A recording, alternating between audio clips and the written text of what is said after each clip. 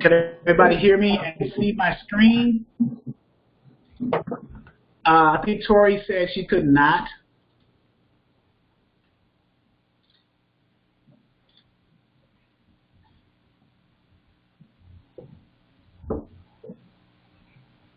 Hello?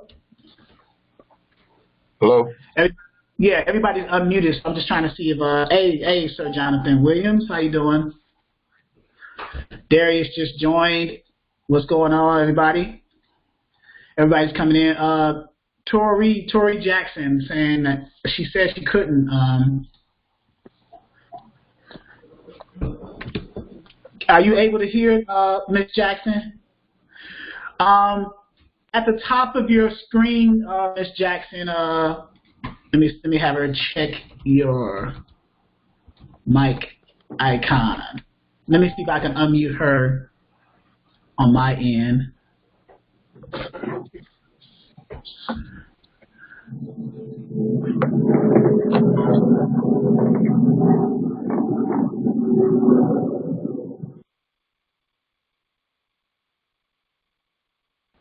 Let me unmute her.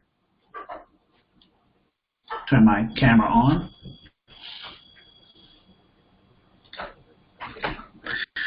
Okay, good morning, everybody. Hopefully you guys can see and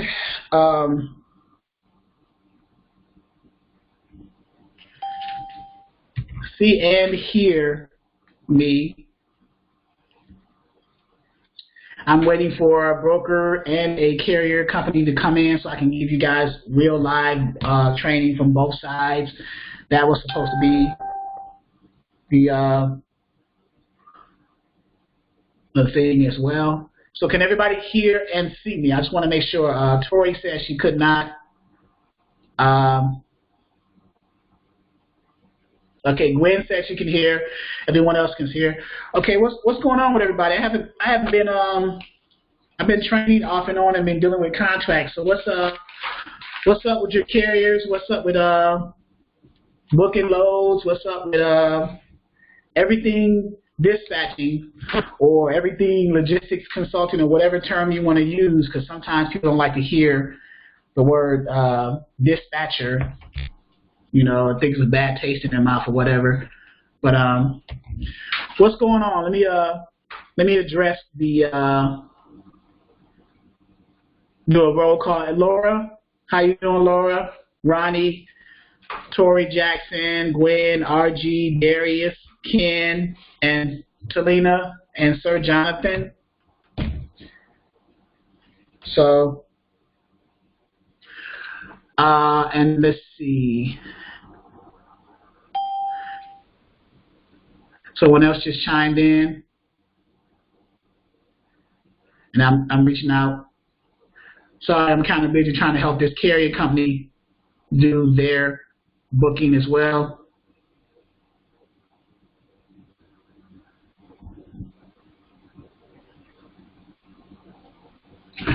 Okay, so questions, concerns, Dispatcher 101, what's going on? Before I get into what I was going to get into, but what's going on, fellow dispatchers, Dispatcher 101?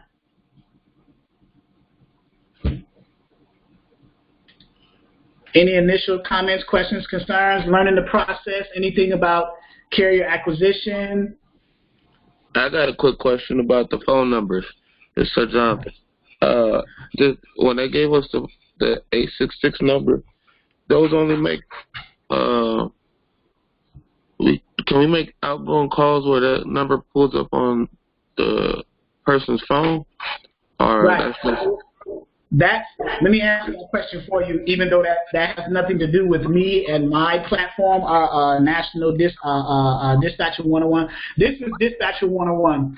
That's an RBBS questions, but typically those are inbound phone numbers. So when you when you advertise on your business cards or flyers or anything like that, that you're a dispatching company and this is the number to contact to get a hold of you, that person, that carrier who's interested in calling you, they'll call that number and it forwards to your real number and it'll ring, you know, whatever.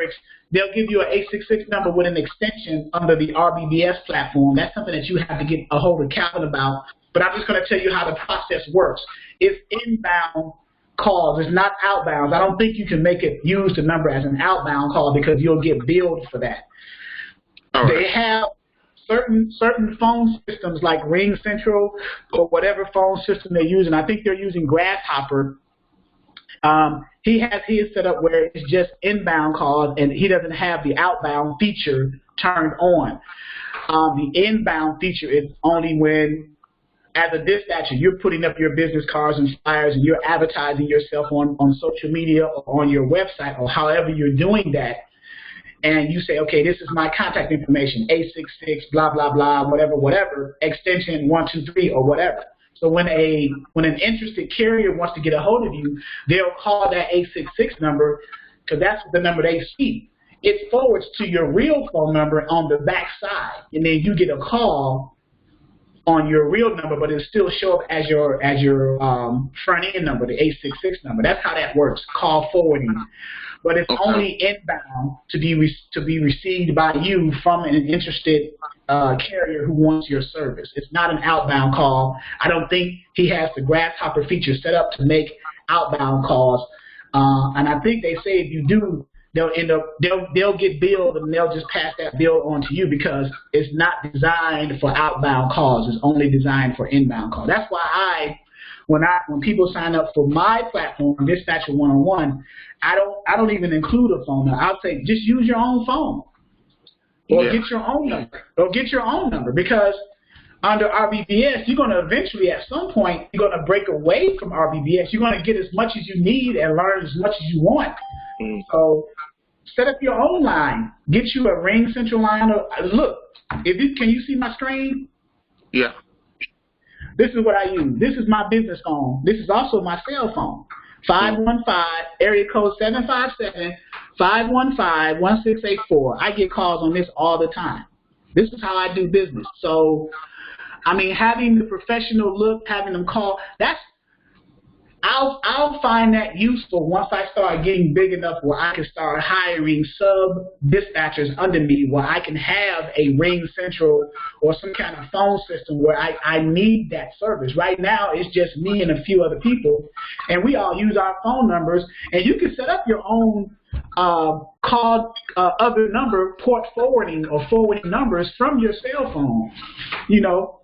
So until you're growing, then I personally don't see a need for it, me personally. But if you decide to use the RBBS 866 number, the purpose of that is only inbound, is not outbound. If you try to do outbound dialing, you're going to get billed for that service because their outbound feature is not turned on. It's only inbound. It only receives the calls from the carriers who are calling in showing interest about a load or calling in showing interest about a dispatching service. So just keep that in mind. And get a hold of Calvin. I think he can better answer the question for you. But I think with Grasshopper, I think he only has the inbound feature turned on. Yeah. Okay. I was just looking at going to remember he was talking about going to truck stops, and I don't want to confuse myself or the person I'm talking to about throwing all these numbers out there and looking all crazy. So I was just saying the best way you would go about doing it. Right. And see, now with RBBS, so you on RBBS and my platform, right? Right. Okay. So with RBBS, are you a subscription member? Yeah. Okay. So you have the option of whether to use that phone number or not. Okay. If I were you, from a business standpoint, let's think about business now. Let's think of futuristic business. Let's think outside of the box a little bit. If you're going to use RBBS for an extended period of time, then I would say, yeah, go ahead and continue to use that number. But if you're going to get to a point where I'm going to have my own business company And you may have that now. You may have Sir Jonathan Williams Transport or Dispatching Services. You might have your own website, your own business cards, your own flyers, things like that. Why not have your own phone number? Right? Yeah. The only reason but I guess you answered that question, but I got that 562 area code in California, and like some people don't pick up numbers they don't recognize. But I guess you're doing it, so it's working. Right. Well, they don't recognize the 866 number either, right? Or you can create a toll-free number for your cell phone and just forward the calls from the toll-free number to your cell phone, because that's exactly what RBBS is doing with Grasshopper. That's all it is. It's just a call forwarding platform. That's all Grasshopper, RingCentral, all these other phone services, these what they call telephony phone service. That's all they do. I'm giving you the dynamics of how it works. That's how it works. It's call forward. They forward it. They put a fake, well, not a fake number, but they put a made-up number out there like 866, 1-800 or whatever, something that everybody recognizes. They put that out there because they don't want their real number to show up. So the person, they advertise that alias, I'll call it, for lack of a better word, that alias number out there. You call that number, and then it forwards to your real phone, and then you pick up your real phone, but you see that it's the 800 number that's being called, so you know that somebody's calling your business. Right? So that's how that works. So you can set that up yourself. You don't need to have, now RBBS just provide that service for you. The only thing is that they turned off the outbound. So you don't have the ability to call them back on the 800 number. You have to call them back on your real line. And like you said, they see a California number, they may not pick up. Right. Right. So therein lies the dilemma.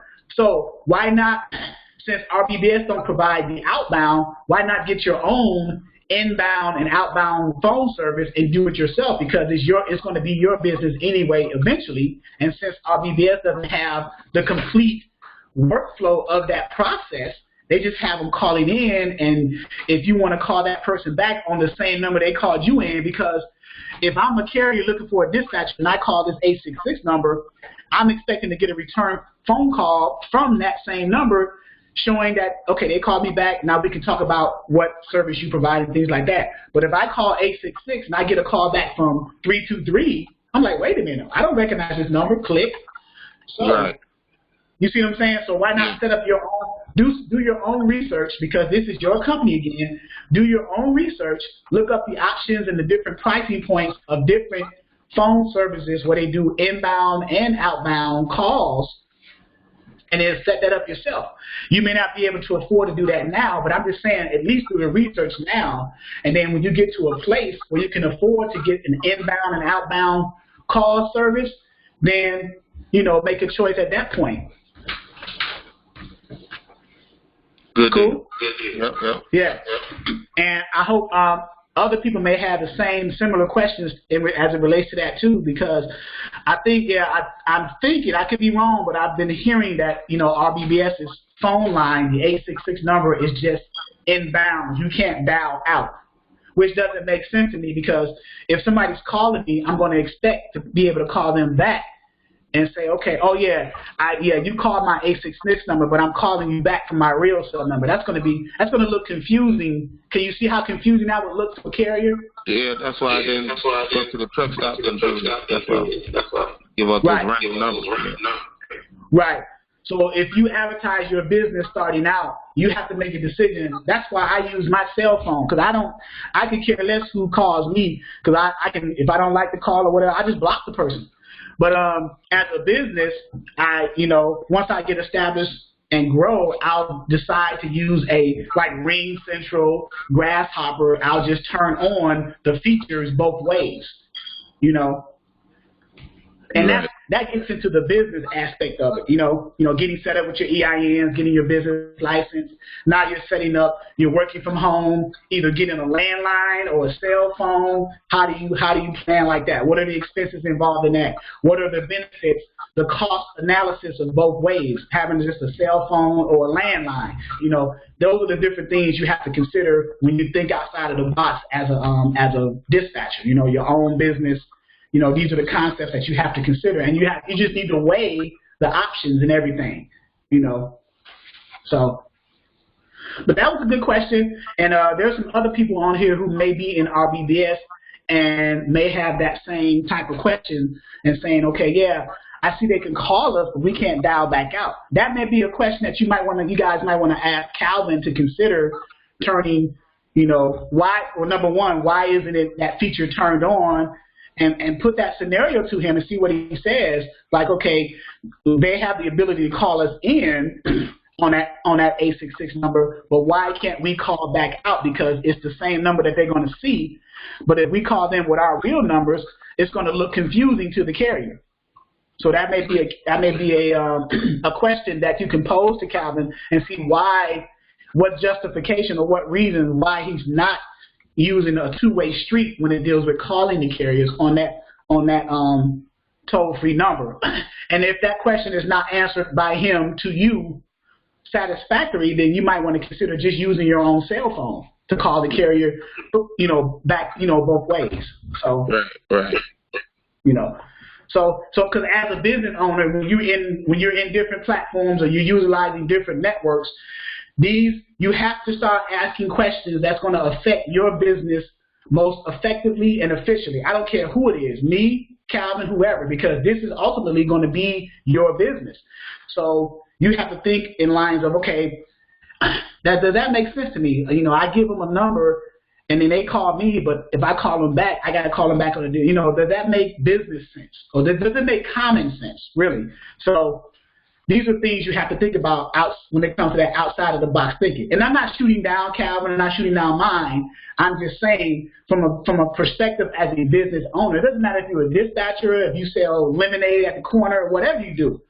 You want to think of your business as your business and how can you best run your business effectively and efficiently, and from every aspect of your business, from something small as a telephone line to a website, to marketing and branding, to pitching to the carriers, in this case in the transportation industry and dispatching, however you want to do it. So you have to think about it in lines of that. From getting your license, EIN numbers, what's the most efficient way to do that? What are the strategies to organizing your business from an accounting standpoint, reports, payroll, if you got employees. So these are the things that you have to consider, because it's going to be your business, and everything that you do in your business, you are accountable for. So it just makes sense. Let's start making the right decisions. First we think those decisions through, and we get feedback, and you get different perspectives from different people who are doing it. Even people you may not know, you might reach out to on a network or a social media platform just to get some advice, and then take all the information you receive and then weigh all that stuff in and then make a decision based off of that information. But never go into anything blind. That would be my advice to you. Never go into anything blind. And if you ask me any question, I'm going to give it to you straight. So, and I'm going to give you scenarios so you can think about and consider, like, okay, yeah, did that really make sense? And then, does it work that way? Or, stuff like that. So, that cool? I didn't want to talk you to death with that, but I hope I answered the question a little bit. That cool, Jonathan? Sir Jonathan? Yeah, you did. Yeah, I got it. Okay. I had muted myself already. Yeah, it's cool. I just wanted to make sure that, everything was cool. So, you got any other questions as it relates to just the business of dispatching, and how is your carrier search and stuff like that coming along? Oh, they come pretty good. I'm out here and I'm doing this while I'm on vacation right now. But like I said, I just got into your platform, and today was the first meeting that I had, and I'm going down to Dispatcher 101 thing as of today. So I'm starting my day off with the meeting, then I'm going down and do the straight line dispatcher 101. Yeah, yep. Okay. Okay. Yeah, and any questions, I'm reachable. I'm reachable. Let me put my information here. Every time I get on training, I always put my information. And Tori, can Tori hear me? I want to make sure that she's in. And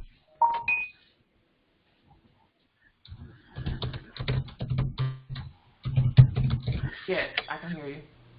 Okay, how are you doing, Tori? Everybody, welcome to Tori. She just joined Dispatcher 101. What are some upfront kind of questions that you may have? That you may. I honestly have an owner operator that wants me to dispatch for him out of New Orleans. Can you turn the volume up on your computer?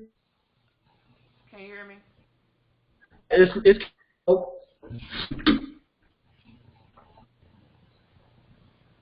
Can you hear me? Yeah, I can hear you. It was just kind of low. Okay. Yeah, I have a owner operator that wants out of New Orleans that wants me to dispatch for him. He has 2 trucks, so he's kind of just waiting on me to get this all figured out so I can get started. So I actually have somebody that's like waiting on me to like get the logistics part down so I can, you know, get started. Okay. And has he what equipment types are those trucks? Are they? Do you understand what I'm saying? What equipment types? Yep. Okay. And I haven't even sent him over. He sent me one picture of the 18-wheeler, and he was going to go buy another one. Okay, so what? So he has the tractors. He don't have trailers. He just has 2 trucks. 2 trucks, yes.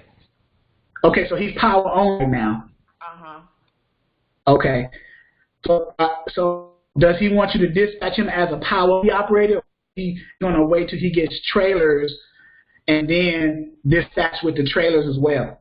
We want to dispatch with the trailers as well, so we kind of trying to get a time frame, like, so for me to learn this and then for him to be able to get his trailers, and that we kind of meet up and then start from there.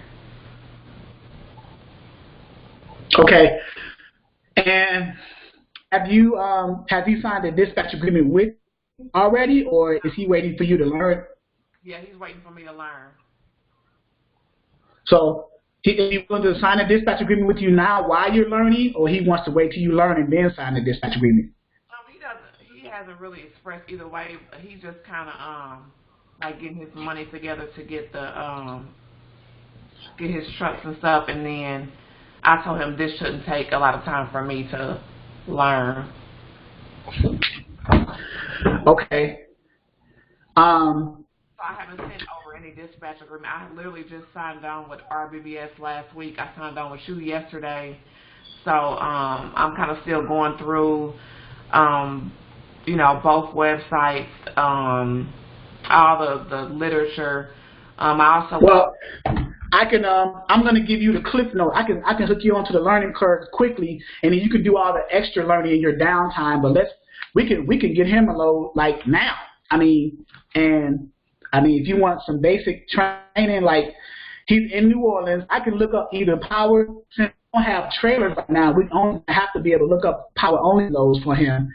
And if he's willing to go, where is he willing to go? Like anywhere or a certain amount of areas? Is he interstate, intrastate, things like that? He told me anywhere. Okay. Do you know his MC number or the name of his company? I got it in the email. I don't know the MC number though. Okay. So let me pull up a load board real quick and just to play around a little bit. because I'm waiting on a direct shipper, a broker, and a carrier company to log in to either today, this morning, or tonight. Because I'm going to do training tonight at 6 o'clock too, for those who are at work and don't have time to tune into the trainings now. So, and you guys can tune in again, so you get like double the portion, and it may be something different too. So, because I'm waiting on a direct shipper to call in. You get to hear from a direct shipper, so you can ask questions from a dispatcher's perspective to a direct shipper. You can ask questions from a dispatcher's perspective to a broker, and you can ask questions from a dispatcher's perspective to a trucking company owner. So now your training is going to be such where it's like, well, damn, I can, so now it gives you a better perspective. So when you're calling carriers, you have an understanding of what's expected from shippers, brokers, and carrier companies. So all the trainings will be recorded, Ronnie, whether they're in the evenings or during the day or whenever I do the training. I just happened to do tonight's training because yesterday I was getting ready to start a long-term contract negotiation, and it was taking up the time of my trainings today, but that got pushed back a little bit, so I put out another announcement on Facebook and said I'm going to have the trainings this morning so you guys can tune in until further notice. I think that contract stuff's going to start next week, where I won't be available during the days as much, and I'm going to have to start training at 6 o'clock at night for the dispatcher trainings.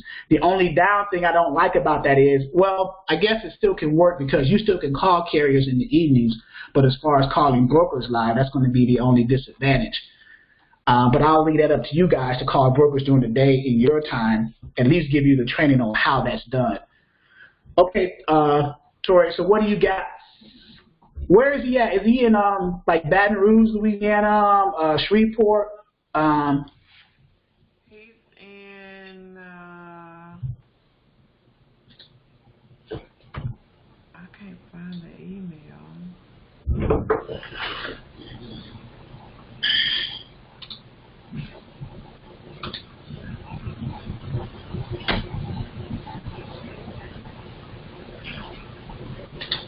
But I call him real fast. That's fine.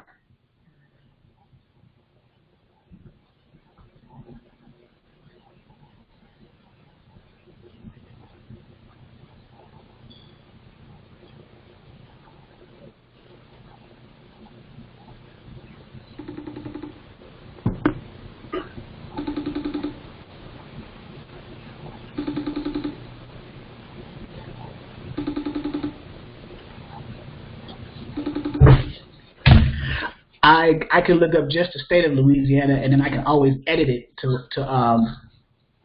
find the city specifically for power only. Are you gonna be getting dispatched from? Say again? What part of New Orleans are you at? I'm talking to him. What area in New Orleans are you at? Out of Slidell. Slidell. Slidell.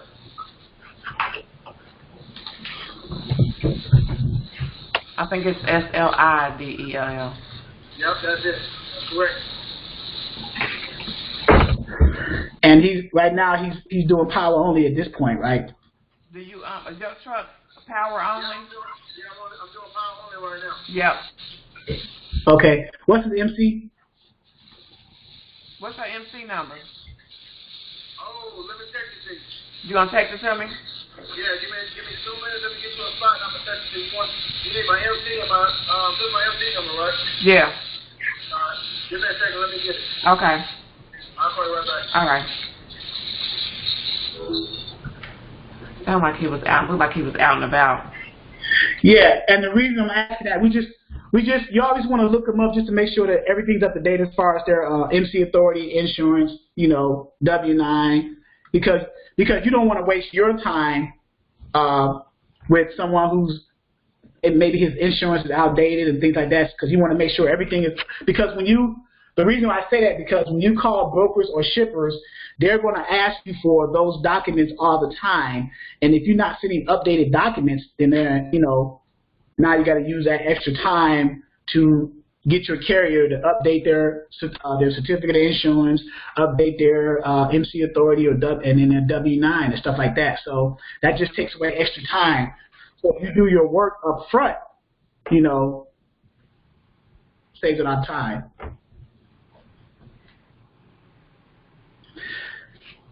So let's see, right now, there's a load today, a power-only load today. It's the 29th from Hattiesburg, Mississippi, which is a 78-mile deadhead from where he's at in Slidell, going to Bradenton, Florida. $3,000. He's going to be pulling a 30,000-pound trailer, which is not a lot. That's 15,000 pounds less than what he can pull at maximum, which is $45,000 if it's a dry van. And it's going 653 loaded miles. So if you add the deadhead miles that he's going to be in Slidell with the loaded miles, right? So let's do a little math there. 653 plus his deadhead is going to give his true miles that he's going to, because he's riding deadhead, and since he's a power only, he's not riding empty. He's doing what's called bobtailing. So 731 total. That includes his deadhead to that pickup location and his loaded miles. You divide that into the cost, and that's going to give his cents per mile. So 731, so 3,073, and this is how you figure out. And I'm sure you know this. I'm just showing it as a basic level understanding. So that's $4.20 a mile, and that includes the deadhead mile as factored in. So with power owners, you have to ask other questions too, and I'm not sure if you know this or not, but because it could be either a drop trailer load or a tow away. So he needs to have non-owned and trailer interchange insurance on his insurance, and some of them require a minimum of $40,000, maybe up to $75,000 of insurance of non-owned and trailer interchange when you're doing power only. So so that'll be a question that you can ask him as well. If you need me to clarify that, I'll do that to you in an email. But just to have until he's able to get there are actually good power only loads out there. I got a broker friend who has some of his power only trucks. They're making about $8,400 a week. That's not bad. Exactly. So if you're getting 10% of that, and you find if I line your power only guy up with that, and he can get up to $8,400 a week, and you're charging, I don't know what your percentage is for your dispatch agreement will be, but let's say it's 10%. That one carrier, you just made $840 a week for that one carrier. Right. And then I'm sure he has friends that he could say, go to Tori, she got me making $8,400 a week. Then you got 3 more people coming to you, and you got them making $8,400 a week, and you're getting 10% of that, right? Right. So you got $840, you got 3 people doing that. You got $2,500 a week, and you only got 3 power only guys that you maintaining $8,400 a week under. Not bad. Not bad, but you have to build to that point, and you have to educate yourself up to that point of the basics, right? So you have to so when you're dealing with certain equipment types, you have to know or begin to learn what's all involved in that. Like with power only, there's special things that you need to do with power only, because with power only, you may be dropping trailers. You may go pick up a full trailer from one distribution center or DC and take it to another DC distribution center, drop that trailer, pick up an empty, and take it back to the original place where they can fill that trailer up. And you may be doing that back and forth, back and forth, back and forth, but you're making $8,400 a week doing that. Right. That's easy for the carrier because he don't own the trailer. He just owns his truck. He's picking up the company's trailer back and forth, back and forth. He knows the lane, so he ain't got to worry about that. He knows he got the same load. He don't have to worry about going on a load board searching the load. It's stress-free. You're making $8,400 a week. That's a win-win. Yeah. So, but again, you have to build to that, right? So starting again, you have to establish that foundation. So whatever equipment type you're choosing, you have to educate yourself into all the nuances and all the little things that's involved in that specific equipment type. Whether it's a power only, whether it's a 53-foot dry van trailer, tractor and trailer, whether it's a 53-foot tractor and reefer trailer with a TCU or a temperature control unit on the front of that trailer, which keeps the freight pre-cooled to a certain temperature. So you have to understand about all that, continuous pre-cool and what's all that stuff. Then, or if it's a flatbed trailer, then you have to understand what type. I just realized yesterday that step deck, the step deck subcategory of the flatbed types of trailers pay the most in the flatbed category. That's some inside information for you guys. Step decks pay like crazy. So if you get if you choose your niche just starting off as a dispatcher and you decide your niche is going to be flatbed, I highly, I can't say it enough, recommend step decks. You know? So the question is, what is a step deck trailer? Maybe somebody don't know what a step deck trailer is, right? So let's go to our trusted friend Google. It's a standard flatbed, but it has a step at the front of it. That's a step deck right there. It's a flatbed, but then there's a step. You step up to the other level, and this couples to the tractor or connects, to the tractor. So the tractor will be right here. But this is a step deck. And then you got what's called risers that you put in at every 5 to 10 feet. Because if you're loading lumber or pipes across that, it's going to tilt. But if you got risers, then you put them up every 5 to 10 feet, and then it levels out the freight. It levels out the lumber or steel pipes or whatever you're hauling. That's what risers are. So there you go. So yeah, get with somebody who know what they're talking about with the different equipment types. If they can explain to you what these things are, then chances are you'll believe a person more if they can explain exactly what it is, what it does, what other accessories you're going to need for that equipment type. So when you choose that niche, you'll understand exactly what you know or need to know going in. So when you're dealing with step decks or any type of flatbeds, of course you're going to need chains and binders, straps, pipe stakes, dunnage, tarp, of course, and then with step decks specifically, you need risers to keep the freight level. So, I mean, any questions again, you can call me. If I don't know the answer to it, I definitely know someone who does. So, matter of fact, I got my, let me answer this call real quick because I got a carrier guy calling me now. He's a step deck. What's going on, Melvin? Yeah, what's going on, brother? Hey, look, I know you might be busy, but look, hey, you got time to fill out a package for me? Yeah, I got time to do a carrier pack. Is it online or do I got to print it out and do it? Because I'm in training right now, but yeah, I can do it. Yeah, it's one of those online things. Okay. If you can see it's gonna come through from JB Hunt. JB Hunt, and it's going to be coming to the. You're going to forward to my Exodus, or you're going to forward to my regular email? No, I'm gonna forward to Exodus. Okay. Give me a bit. I'm gonna send it right to you right now. Okay, no problem. I appreciate it, bro. All right. That was one of my step deck carriers. He wants me to do a carrier packet. See, he finds his own loads sometimes, but if he doesn't have time to do the carrier packet, he'll send me a link to fill it out for him, and I still get paid $100 for that. So I didn't even find the load for him or anything. I didn't talk to the broker at all. So, but he'll call me, and then I'll do the carrier packet for him. And then he takes it from there on the rate count and all that other nonsense, right? So, and then I got another carrier company / broker saying he's trying to log in right now. He just sent me a text. Let me send, because I want him to talk to you guys because he got a lot of information. This is where it's about to get good because you're going to hear from someone who's doing it on the trucking side as well as the broker, and he's power only, so I may be able to find your guy a better load right now, Tori. Let me log into my Facebook, send him the link to this training, and let him get in right now. And I'll let him know that I got someone on the phone right now who has a power only. He's in Louisiana, and he's looking for. So, again, what better way to train you than to show you exactly what it is that you're going to be doing, right? So, I can't stress that enough. Let me send him the live link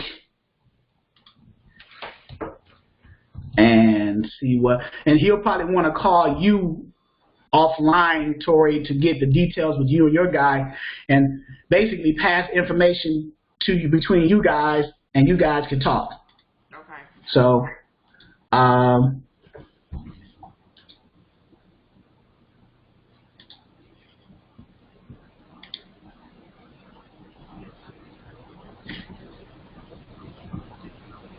and while I'm doing that, is any other questions? Anyone have any other questions? Keep your line open, Tori, for a second. But if anyone else want to chime in,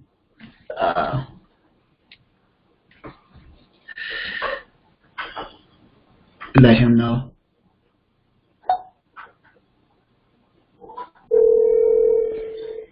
Call him.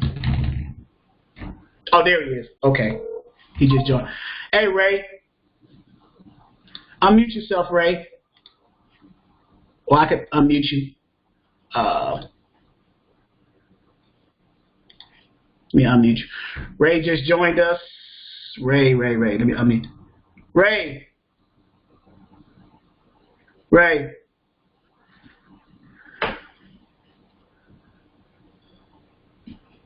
You're unmuted, Ray. Can you hear me and see me?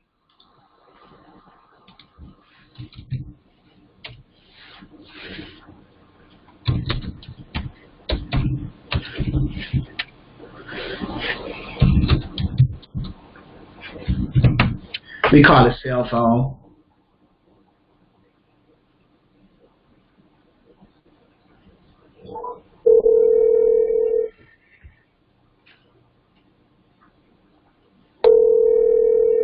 Hello? Yeah, I unmuted you on the training, so you can talk now. Oh, okay, on this phone then. No, I'm gonna hang up on the phone, but are you on the computer or on the phone? I'm trying to do it on the phone, but I think I'm on the computer. Okay, but they can hear you now though, and there's no echo, so I'll let you talk because everybody can hear you too. So. Okay, so the phone's fine. Right, the phone is fine because there's no echo, so that's cool. And everybody say hello to Ray. This is I just met Ray. He's a real good dude. He has a trucking side and a broker side. It's good that you call Ray because the timing is perfect. Because I got a dispatcher who has a power only carrier right now that's in New Orleans, in Slidell, New Orleans. And well, first introduce yourself. Tell us who you are, what you do, and then we'll go from there. Okay. Sure. Okay. Yeah, my name's Ray Rosales. I'm from Utah. I have forgive me, I'm not much of a good speaker, but I'll do my best. I have a brokerage, and I also have a trucking company, and I also have I dispatch owner operators as well. Now I know it's right now is a very tough market for everybody, and I'm sure everybody has seen the load rates and not up to par, pretty crappy. Everybody thinks the brokers are making what I've seen on Facebook is everybody thinks the brokers are making all the money, and that's really not the case. Shippers are pretty I don't really know the shipper standpoint, but I know one thing for a fact is everybody's fighting for 5% profits on the broker side. And then, as far as, dispatching owner operators, which is probably the best business that I have right now, and it's because of power only. When you have a load that pays $1.50, and you get a trailer that pays 50 cents to $1, even $2, well, that pretty much balances out, you make some good money off of that. For example, you got a guy in Louisiana right now. The best place to send him is to Paragould, Arkansas. You have a utility manufacturing location there, and they manufacture trailers on a daily basis. Some of them make big money. For example, I have a guy. Last Friday, I got an $800 trailer going to Fontana, California. I loaded it with a $2,500 load. you know, and it's not the best money, but compared to what the current market is, you know, this driver made a killing. You know, I just booked 3 trailers for my guys from San Diego, California, for $1,600 each, going to Houston, Texas. You put a cheap load in there of 2,000 plus. I mean, you got $3,600 right there. So, you know, there are ways to mitigate your profit, you know, and actually pull something out of, you know, whether it's a down market or not, you know. And you know, Utah is actually one of the biggest locations that I go to, but I wouldn't, you know, this week Utah is pretty dead as far as power only is concerned, but you know, my theory is you've got Hyundai trailer in San Diego, you've got utility manufacturing in you know, Clearfield, Utah. You have Paragould, Arkansas, where there's another utility manufacturing location, and you have in Wabash in Indiana, which usually has anywhere from $700 to $1,000 trailers going everywhere, you know. And then you know, as long as you ping pong back from those locations, you know, your bottom dollar is always going to be $2 to $3 at a minimum. You know, and you know, just to give you guys some insight on that, you know, that's pretty much what I do. And then as far as the brokerage is concerned, you know, it's to be a broker nowadays. I mean, it's just you provide so much labor, and you only see maybe $100 a day, even if that. But if you have owner operators, moving for your own brokerage, power only. There's a ton of trailer accounts out there, and nobody can move them. They can't move them all, you know. And then the reason is because people don't really understand how the power only works, you know. But if you use your brokerage with your owner operators, I mean, you're going to make a percentage off of moving that trailer or load if you have a load to broker. And then, you know, you're also making money on your owner operator that's moving that trailer for you if you connect that. You know, and that's pretty much it right there, you know, in a nutshell. Yeah. Very good, very good. So, seems like the power only. So I know my guys got like questions for that. Any questions for Ray? How long are you able to stay in right now, Ray? A few minutes or? Yeah, I got a few minutes. Okay.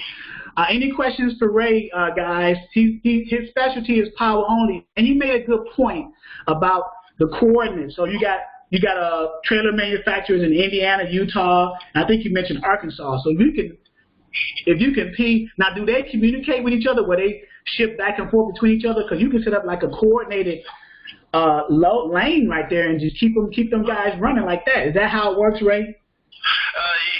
Yeah, in a sense it is. It's you know, you gotta have a dispatcher that you know, and this is the thing, you know, traditional trucking, you know, before 2008 everything was paying good, and there was a ton of loads going anywhere, so then you can actually keep your deadhead down. But now that's not the case no more. Right. You know, why move your guy for $200 for a $1.50 load?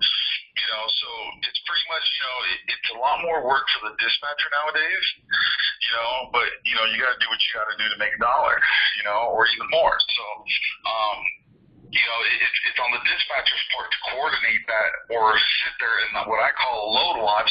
You know, sometimes I sit there from 4 or 5 a.m. in the morning just staring at a load just to see, you know, because you got I'd say after 8 a.m. California time, that's when everybody's awake and working. Man, it's near to none to get a load. It's pretty darn difficult, you know, so it's going to take a lot on the dispatcher's part, you know, to find the load and the trailer. You always want to book the trailer a couple days ahead of time because there's just so much competition. There's a small handful that actually does power only, and if you're not up at the certain hour, you're going to get beat. Right. You know, but yeah, I mean, you know, my theory is just, you know, as long as you stick to those states in a down market, I mean, because when the rate's up, everybody's happy. Nobody complains. You can book almost anything from anywhere, and it's going to make money. Right. You know? Right. But a good dispatcher can make it through the slow season. I mean, you know, the slow seasons are some of my best months. You I got drivers making 4,000 from Utah going to Texas, and then pulling the 2,000 out of Texas, which is cheap. But that's how you keep your bottom dollar up. I either bring them to Utah or I take them to Arkansas, Indiana, and that's pretty much it right there. Okay. You guys just gotta learn what states are paying and what states not to send them in. Right. Right. So yeah, because someone had just asked, what kind of rates do you receive, and you pretty much just answered the question. You put a thumbs up. Yeah. So and it depends on the states. So you're familiar with those trailer manufacturers in those states that you just named: Indy, Utah, Arkansas. I think you said Texas and San Diego, California. Not Texas. Not Texas. Not Texas. Yeah, it's Indiana, Lafayette, Indiana, Muncie. I'm not really familiar with the cities over there, but Muncie, Indiana, Brazil. You got Paragould, Arkansas. You got Salt Lake City, Utah, where you have Great Dane and so on. And then you got Southern California, where you have Hyundai trailer that's pumping out at least $500 a day, bringing them over the border. It's just understanding the power only concept, and you can maximize your profits big time. Now, with you mentioned understanding the power only. Now, part of that understanding, I'm assuming, is including having the knowledge of non-owned as well as trailer interchange and what insurance is required with that. Correct? Correct. So yeah, you have your non-owned trailer and you have your trailer interchange. I'm not an insurance guy. I can tell you the difference, but I'm not even going to get into that. Right. But normally you want to have at least 40 to 50,000. In my trucking company, I have 75,000. And only, I broke down the cost. It's less than $100 a month. A lot of owner-operators, it's a myth that, they're getting charged a ton of money. Well, the more versatile, the more capable you are nowadays of moving your guy, the better off you're going to be. And, you typically want at least 40 to 50,000 because that's what these guys charge. You might have occasionally, you might have a $90,000 trailer, paying $600-700, and that's not really worth it for me. But right. If you really look, so it's pretty much having the insurances in place to be able to move these guys, and that's pretty much it. Like the 3 trailers I got for $1,600, I ain't gonna lie to you, all 3 got lift gates. But it's up to me as a dispatcher. I'm starting today to move them starting tomorrow, so I can find them a load. And yes, you will find a load depending on how hard you work. There's no such thing as being frustrated and not being able to find anything. It's just your ability to, on the boredom of just sitting there staring at the computer all day. Right. Right. So you got to put in the work. If you want to make the money, you got to put in the work. Exactly. Yeah. I have a lady dispatcher. She's on the training now, who has that power only person. Will you be willing to give her some insight and some advice, or kind of help her a little bit along the way, because she has a power only person? I do. I definitely do, coach. And now that I'm part of your forum, I'm available 24/7. Except when I'm having dinner with my kids and my family. But I am available by text, obviously by private messaging, and phone calls. We can set up phone calls. But I'd like to see. There's so many trailers being moved that not a lot of people are using these avenues, to make money. Right. And I'm just like you. I just want to make sure, that we give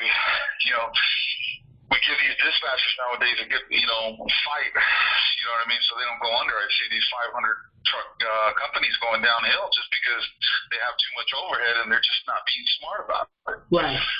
Right.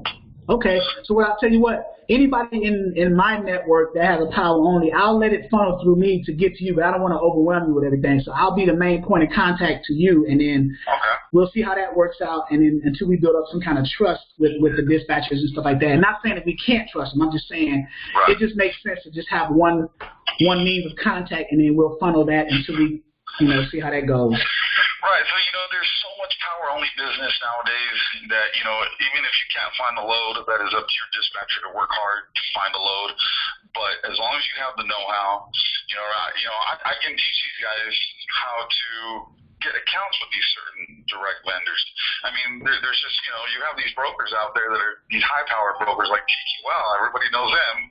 You know, they take a $600 trailer, $700, $800, $1,000 trailer, and they give it out for $50 to $200. Wow. You know, that blows my mind.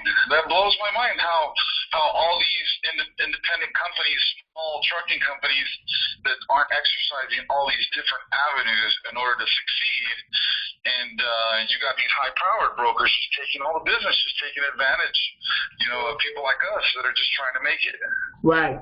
So in addition to the power only, there may be some other avenues that we can look into. But right now, you're pretty much locking down the power only and mastering that, and then later on you'll branch out to somewhere else. Exactly. And, you know, parcels is a big thing. You know, there's a ton of parcels out there. You know, and you know, 2 weeks ago I got a 40-foot curtain van from Dallas, Texas. I don't know if anybody saw that on the board, and it delivered to Seattle, Washington. I loaded that son of a gun with 8,400 worth of parcels. Deadhead was less than 300 miles.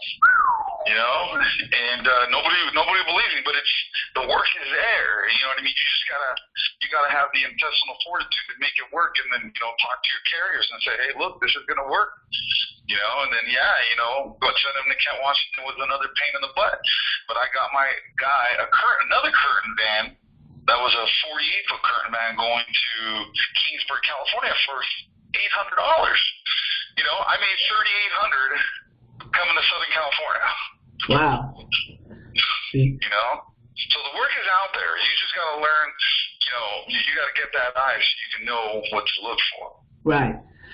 So now I'm thinking of now a way to bring you on board on the training platform in such a way where you teach the members that skill set. Of course, it's gonna require compensation to you for that, because if you're teaching them the ability to make this type of money, then obviously it'll be well worth them paying for that service. Well, you know, my main thing is, you know, to help these guys out. You know what I mean? And you know, luckily I'm pretty comfortable at this stage in life. You know, and I'd love to be a part of, you know, just helping people get by. You know what I mean? And what's worth it for me is we take this business away from these high-powered brokers that aren't doing anything. Some of these guys don't even understand how to operate a truck or what it takes to operate. Yeah, they've never been to. Yeah, see, I drove for 19 years, so I understand. But yeah, I get it too. Yeah, and what better way to do that than to come in on the back door and learn the whole system and then just undercut them and completely out of business. Exactly. So, exactly. Yeah. Okay. Well, I'm not going to keep you, Ray. I'll get with you. I'm going to use myself as the prototype for you to teach the power only and anything else, and then we can just expand from that point. But I'm sure everybody's excited. So. Yeah. And then I can also teach you guys as far as you know, sales tactics. I know calling on the broker side. I know calling people is the worst thing in the world, and it sucks. You know, but there are methods to cold calling and following up, and you know, and understanding what are good leads so you can follow up. You don't need a broker to survive in this industry. Occasionally, you might need a backhaul and so forth. You know, but you know, the business is out there, and I can definitely coach you on the correct way to do sales tactics to actually get some results. And I know that sounds like a lot of BS because you hear that everywhere. Right. You know, but I do this now. Right. You know, and at my brokerage, I have at least 50 accounts. 50 accounts that I move. Right. And you know, and again, you know, we're just, you know, as small as I am, it's hard to find the network, because the funny thing is sometimes I'll post a trailer for $300 to $400. TQL will cover that one for $50 to $100. Why they choose to go that direction, I couldn't tell you. But you know, maybe it's just we need to educate. Right. You know, not necessarily our people, but you know, the people that are like-minded in this business. Right. And see, maybe you can also too start to bring your broker loads over to the network, and then as we see them and we know who you are, we'll just start sending our carriers your way. So that's even better. Exactly. In my brokerage, 10%. That's all I'll ever collect. I can give you the open book. I can show you what the rates are. I only keep 10%. You know what I mean? It's not fair that we take advantage of truckers and you know, when they need the money right now because it's really difficult out there, you know, if you don't know how. Right. See, so that's not bad. So, you know, that's good. That's good. That's very good. You're gonna, oh my God, you just opened up Pandora's box. You're gonna. Well, you know, and also I also consult, you know, for trucking companies as well, you know, what the best method is, you know, and as far as on the carrier side, man, it is extremely difficult to get drivers nowadays. I mean, extremely difficult. And honestly, it's a bunch of gimmicks. You know, it all depends on how you post your load, or excuse me, how you post your ads, where you post your ads. You know, the days of Craigslist and so on are over. You know what I mean? You got people that are posting, hey, I'm a driver and I'll be in this, you know, and then I've seen it on Facebook. There's just so many people just responding, and it's just like, wow, how are you supposed to compete with something like that? Right. You know what I mean? And so, you know, and I also, you know, again, just to wrap it up, I do consult trucking companies on how their paperwork is supposed to be. You know, I have an accountant on my team, and you know, we can analyze your financial. You know, let you know maybe if you're paying too much for your driver. You know what I mean? And so on. But yeah, I also do consult trucking companies as well, and I'll give you ideas. You know, based on what you know, what your assets are, what you like to do. If you're power only, you know, what states you like to do. I can lead you in the right direction and say, hey, these are the customers you want. You know, these are the customers in your area. This is what you need to search for. This is what you need. You know, you're not going to be able to get into a Post brand cereal Kellogg or something like that, but there are smaller shippers, you know, that have great credit, you know, that can keep you afloat. Right. You know? Right. One of my members said he's awesome, great business knowledge. Yes. Yeah. So I'm open, and you know, if you know, as you said, you're going to be, you know, not quite sure. I've never spoke on a forum like this, but you know, if I can help anybody be of some service, please let me know. Yep. Okay, Rob. Okay, Ray. Okay. So thank everybody. You know, I thank you guys all for listening, and I really appreciate it. Hopefully, you know, we can talk soon. You know, anybody I can be of some service. Yep, I will do that. Okay, thank you so much. All right, I'll be getting in touch with you because we got to do the Virginia, I guess the Virginia, what's the word I'm looking for? The Virginia. Oh, yeah. There's also a power only location of utility in Virginia as well. It's Virginia, sorry. So I forgot about that one right there. Yeah, because you wanted to set up like a little network with because I'm in that area. We had discussed that, right? So. Right, correct. Okay, so we'll table that. We'll talk to that offline. All right. Well, thank you all. Okay, Ray. Thanks. All right. Bye-bye. Okay, guys. Any feedback? You can unmute yourself. So I'm telling you, Dispatcher 101 is getting ready to evolve, and that's just the tip of the iceberg. While he was talking to me, I was getting another call from somebody else. Let me call him back. But any feedback on that? What do you guys think?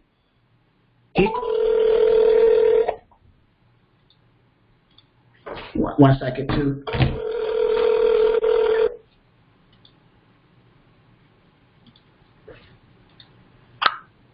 Yo, Charles.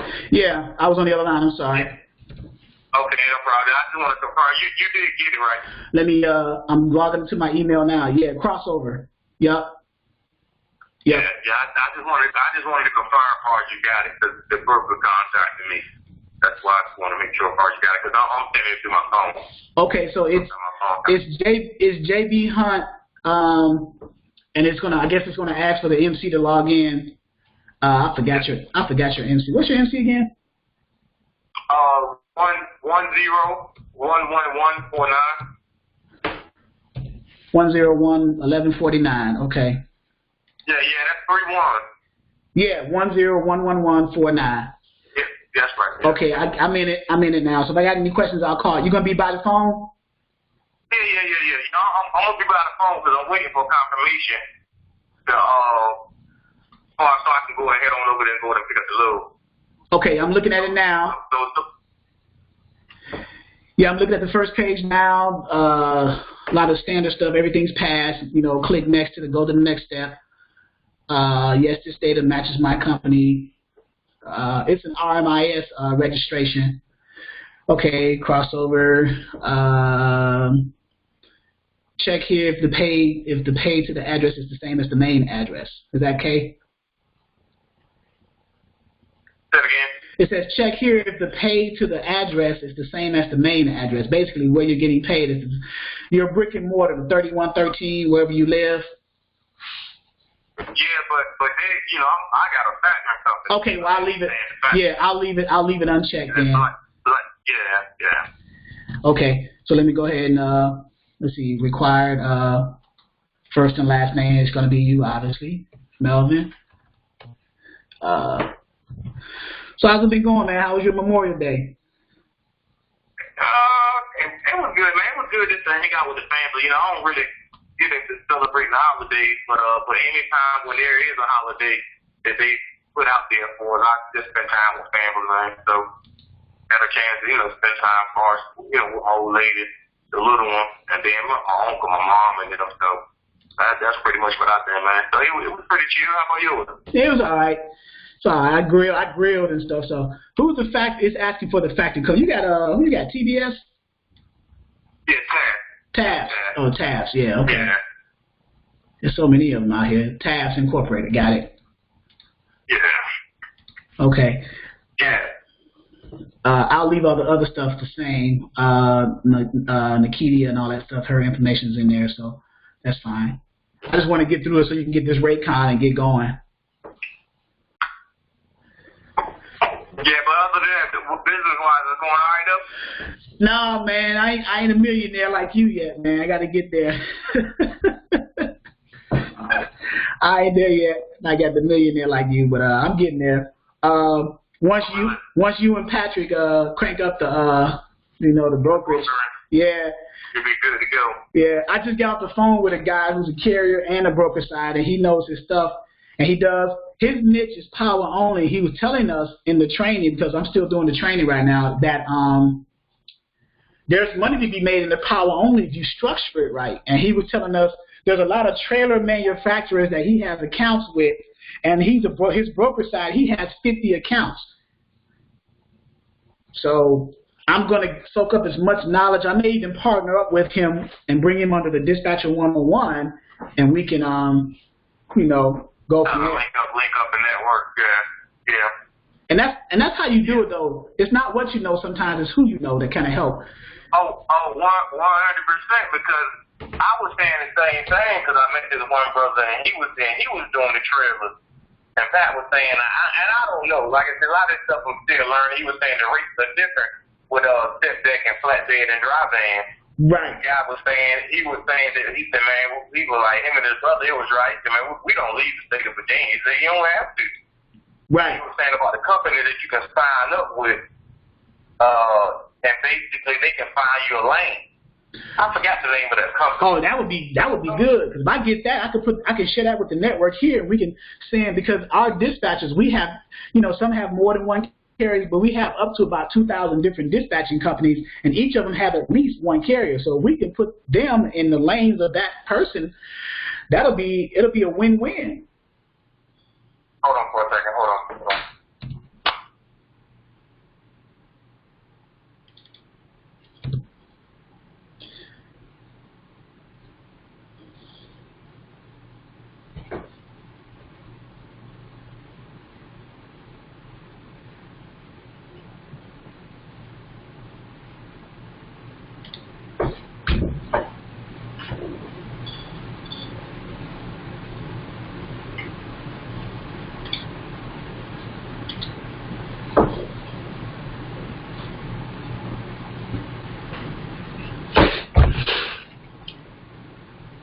Okay, I muted Melvin. Any questions, guys?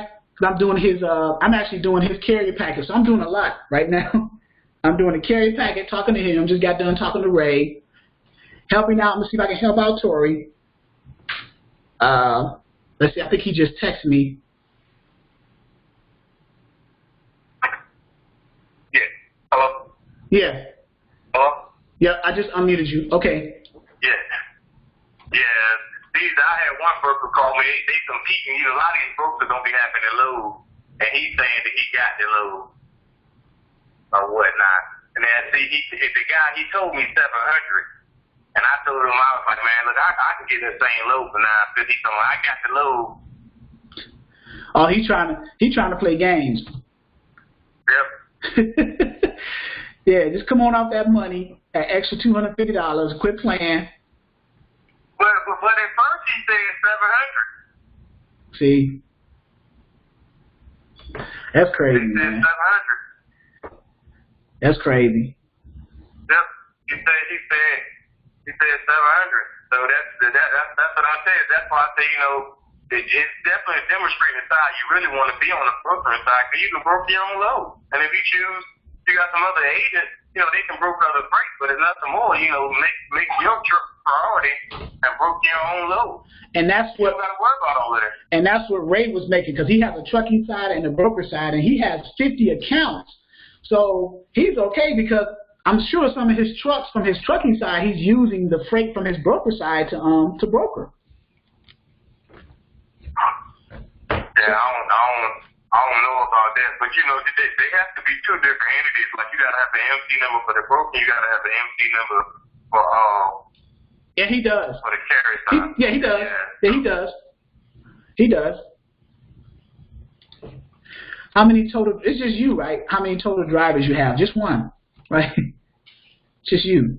Yeah, for right now. But on my authority, I got two. Because like I said, I'm going to be getting another truck. I've been training this one guy. He's been driving with me from time to time. So next month, I'll have another truck. But on my authority, I got two. Okay. And do you have does your company policy have a maximum weight you can haul? Like on average weight is 45 to 45,000 pounds. So you do? Yeah. I think it's like 45,000. Okay, I got it. I put it in there. Okay, carrier insurance says, please note, valid insurance is received. You got all that. Okay, we got it. Yeah, we're pretty much. So once the broker hits this, it gets dinged to him, then I'm assuming he's going to rate-con you up. Okay, your auto insurance, everything is listed already. Let me see. Please select if carrier has active WC current. Workers' comp. You don't got workers' comp, do you? No. Okay. All right. We got the agreement. Yeah, I've learned a lot of those packages that some of that stuff they have in there, they'll be leaving that stuff blank, and they're like, that'd be like a foreign language. They don't equate to me. You know, not right now anyway. So sometimes, like I just feel that one. Matter of fact, yesterday, I felt that one yesterday because of the load I was going to the port. And I told myself, you know, if it ain't paying no big money, I'm staying away from that port. I went inside the port. Some people there say this and say that, and they don't know how these port stuff works. No, they don't. don't tell you anything. They don't got no idea. No. Nope.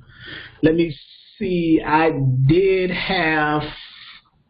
Did I not have your, I thought I put it into my, I think I got it on a photo on my desktop. I got your W-9 because I need to grab your EIN number. So let me grab it real quick because I'm at the very last end of it. So, of course,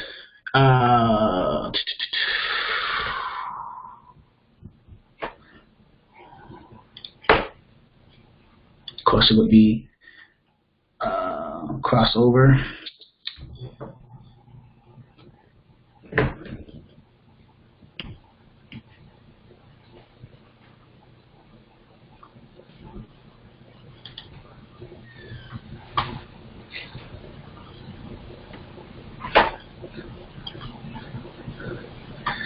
Did you send your paperwork to me, to my Exodus email or to my regular email? I'm looking for it now. You said what again? You sent your paperwork to me as far as the your W-9s and stuff. You sent it to my regular email. Yeah, no, I think I sent that to your email. I can resend it if I need to. Well, I need to grab the W-9 real quick so I can put it into this online thing, your EIN number, and then go ahead and shoot it through, because I'm like 88% complete. I need to grab that. I thought I had it in a centralized location. I could have sworn I did, but I'm going to double check real quick. I got folders here. Exodus. could have sworn I hit it in there. And you are a flatbed. Okay. Let me check the 10% one. There we go. I got it. No need. Okay. Yeah, I got it. I just, so much. I need to purge my filing system and get everything more simplistically so I can use it. Yeah, man, you both. I definitely understand what you're saying. What's going on with Patrick? Same thing, man. Same thing. One of the things I'm learning too is people trying to find work, do the packaging, and keep compliant. So I'm thinking about signing up the company to try to, keep me compliant. Because it's difficult, making sure you're compliant, you got everything in order. On top of, trying to find work and stuff like that as well. So, yeah, he pretty much doing the same thing. He's much more experienced than I am, so I'm learning a lot of stuff. A lot of times he helped me out a lot as far as finding work. Right. So, because like I said to him, he said that the package, the platinum that I had as far as with truck stop, he basically like it ain't worth it. Oh, with him? Yeah, to him, to his perspective, like he's saying it's not worth it. So, but that's interesting. I don't know, man. I learned, to each his own. Everybody, you got to operate what's best to you, and then too, everybody got their own pace. His pace is different than my pace. You got to be comfortable in tune, as who you are and what your abilities are, and don't make other people's abilities your ability. So that's one thing I learned as well, is making sure that one thing that you do. So I stay in my own lane and understand what I can and can't do. And then, like I say, I'm learning. I'm learning, so I'm way behind Parks compared to what he's in. Right. So now, that's now on your W-9 is asking for the tax classification, whether it's C Corp, S Corp, or partnership. I know you LLC. Yeah, LLC. Hold on for a second. Hold on. Go ahead.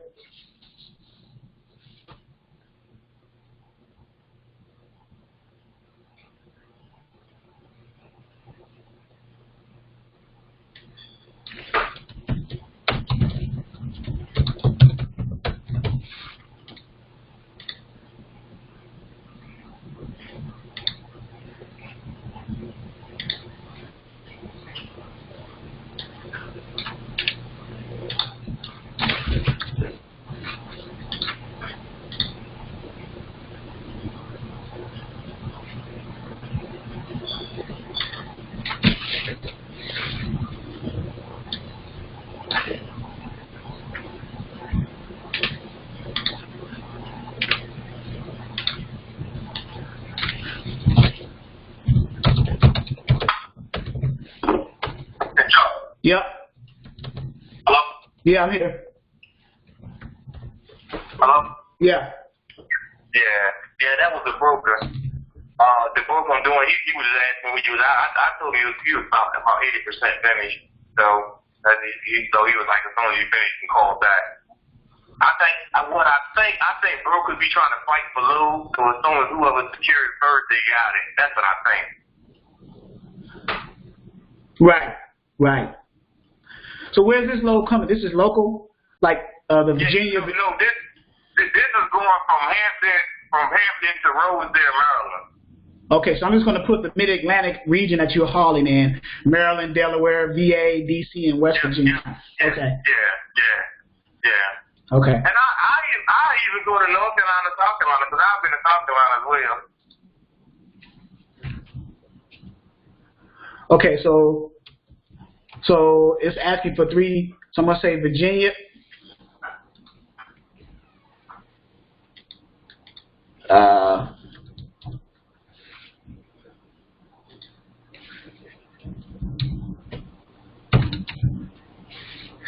Norfolk, Virginia to Baltimore, Maryland, just to fill in, just to do a filler. We'll put Norfolk, Virginia to like Washington, D.C., I guess. Just to get this filled out so we can get this load out. Norfolk, Virginia to, so we got Maryland, D.C., and like Delaware, right? Yeah. What's a city in Dover, Delaware. We'll just say Dover, just to put it, just to fill in. Okay. Okay. References. We'll say TQL, I guess.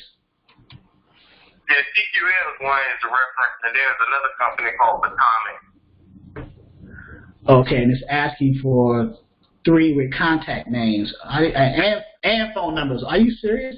Yeah, I can give you all that, bro. I got it. Just let me know where you at. Yeah, I'm at there now. I'm at the reference now. I'm at the first of 3 references. I enter TQL. I need a contact name and a phone number for that, and then I'll move on to the next one. All right. So for TQL,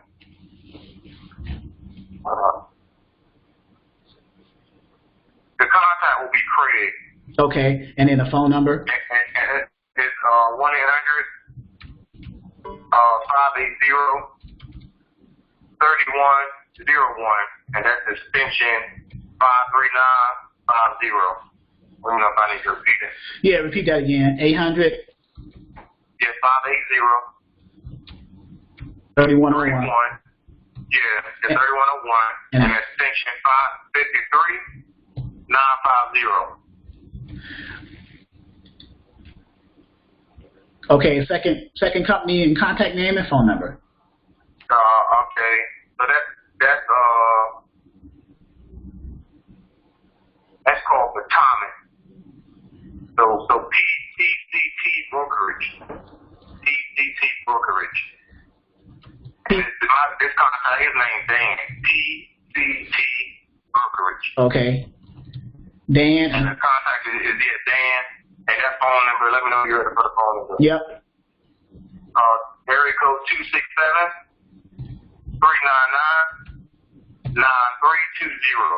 And that's area code 267-399-9320. Okay.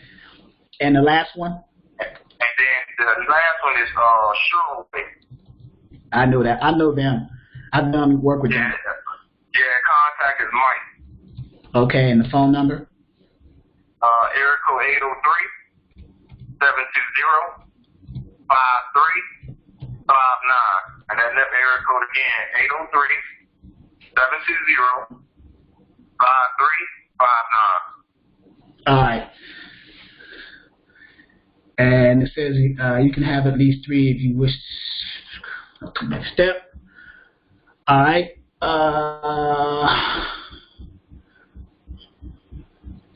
Your company is not the minority and women business owner and all that stuff, is it?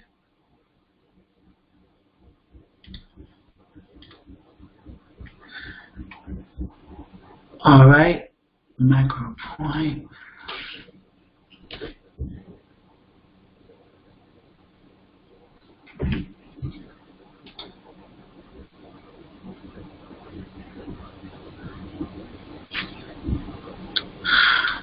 Okay, we're done, Melvin. Okay. I can text you the RMIS carrier registration number if he wants to reference it, the 171-6412. I can text you that in case he wants to go in and find it real quick.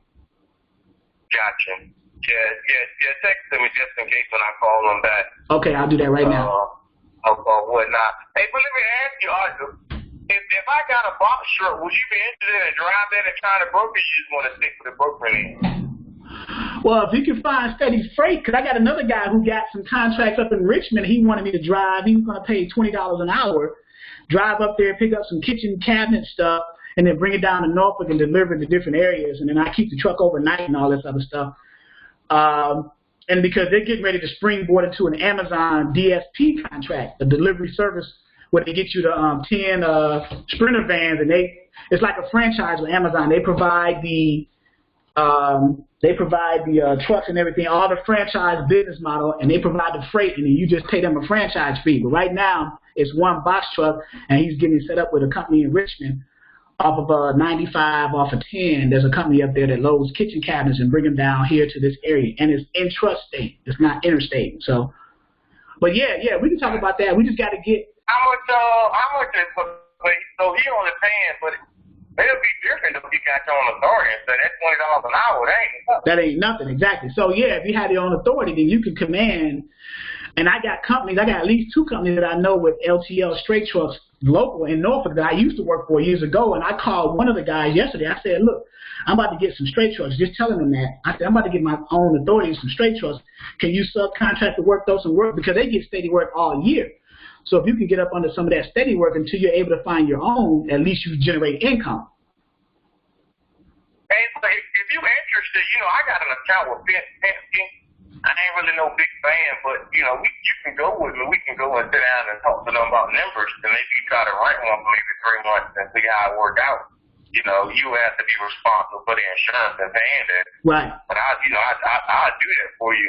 Yeah. If you think it's worth it. You know what I mean? Yeah, let me set the groundwork with these trucking companies local, these LTLs, because that might be a good idea. Let me talk to them and then keep that on the back burner with you, and we can go from there. Yeah, because if it's something that's worth it, you probably can run a truck for 3 months and then eventually go buy one. You know what I mean? Right. Because when I was working for the company driving trucks years ago, they were making $1,000 a day per truck. Yeah, see, something like that'll be perfect. If you're able to make that type of money, put your money up to the side for 3 months, you should have enough money. Right. To go ahead and just buy you one. Right. Just kind of go away from the rent aspect. But I think they require me to at least run it for at least 3 months in order to get a decent rate. Agreed. That's right. Yeah, but we can revisit that. But if you can put that in place, that'll be perfect too for my uncle. Or that I probably can put you and my uncle, if they can go for like 2 drivers. That'll be something perfect. Right. So your uncle drives too? Yeah, he want to drive. Yeah, he gonna drive too. Okay, that'd be even better. Okay. Yeah, and then with Penske, I can get as many trucks as I want. Yeah, I remember you saying that you had a good standing contract with them. You had a good relationship with them. Yeah. Well, it's only because I got an account. I got an account set up with them. That was the whole purpose of me doing that. But the main thing, like I say, we'll have to make sure we actually able to afford it, and we can go about it, pretty much a better way. But if it's $1,000 a day, paying that, it really shouldn't be no problem. It can't be no more than maybe $1,400, $1,500 a month, and then you pretty much paying for the mile. Right. So everything else is processed. Charge maybe like they probably paying maybe 9 cents or 5 cents a mile. Right. And see, with the $1,000 a day, what we were doing, it was a lot of touch freight. You have to offload stuff, take it into people's houses, pass the threshold, sometimes a white glove delivery. So it depends. I understand all the dynamics in the LTL and the residential and commercial delivery. So I have that aspect down. That's a no-brainer. But so yeah, we need to set up a time, sit down and talk about it, and iron that out and see what's going on, how that's going to go. Yeah, because the best time to do it, like I was telling my uncle, when the holidays about to come. That is correct. That was the busy. About September, August. I'm gonna say at least it might be signed by August, if not sooner than that. But in August, September, that's pretty much the time to do that. But look, let me go on and lock down this load, and I'll call you back, and we can discuss a little bit more detail if you got some time. Yeah. I'm gonna finish up training, and we'll go from there. Okay. I know it, bro. All right. Hey, say that over to me though. I'm gonna text it to you right now. Thank you. All right. All right. Sorry about that, guys. That was one of my carriers, but you guys learned a little bit about the online registration, though. How to fill it out online, the carrier packet, I should say. Let me text him. See, I got a lot going on, and so he wants to purchase some box trucks or at least lease them, and then get LTL freight, because I still got connections with LTL freight in my area because I used to do LTL deliveries. So, Ronnie asked, in your opinion, do you think straight trucks are the future? Amazon is taking over. I don't want to say taking over the transportation industry, but they are locking in with these DSP contracts, these delivery service professionals, where they're giving up to $10,000 to people to franchise onto Amazon. They'll give you a straight truck, not a straight truck, I'm sorry, like a Sprinter truck, and you do this Amazon Flex deliveries, and you just pay them a franchise fee. So they're going after UPS and FedEx first. Then once they do that, then they're going to purchase tractor trailers and put big Amazon logos on them and do the same thing with the big boys. So that's how you usually do. When you want to overthrow something, you start small and then you grow. It's like the Trojan horse theory. If you remember the Trojan horse story back in the Roman days. So yeah, it's the same thing. It's actually 2 weeks, Ronnie. I actually spoke to a representative. It's 2 weeks training. But yeah, so I need some feedback about, Tori, you still on? Yeah. Okay, what did you think about Ray? Very knowledgeable. Okay, and what I would do is I will give, matter of fact, I'm going to put his number in the private area of this thing for you, so you can call him directly and let him know that you were in the training and you got this from Charles and, blah, blah, blah, and you want to, because you have a, currently a power-only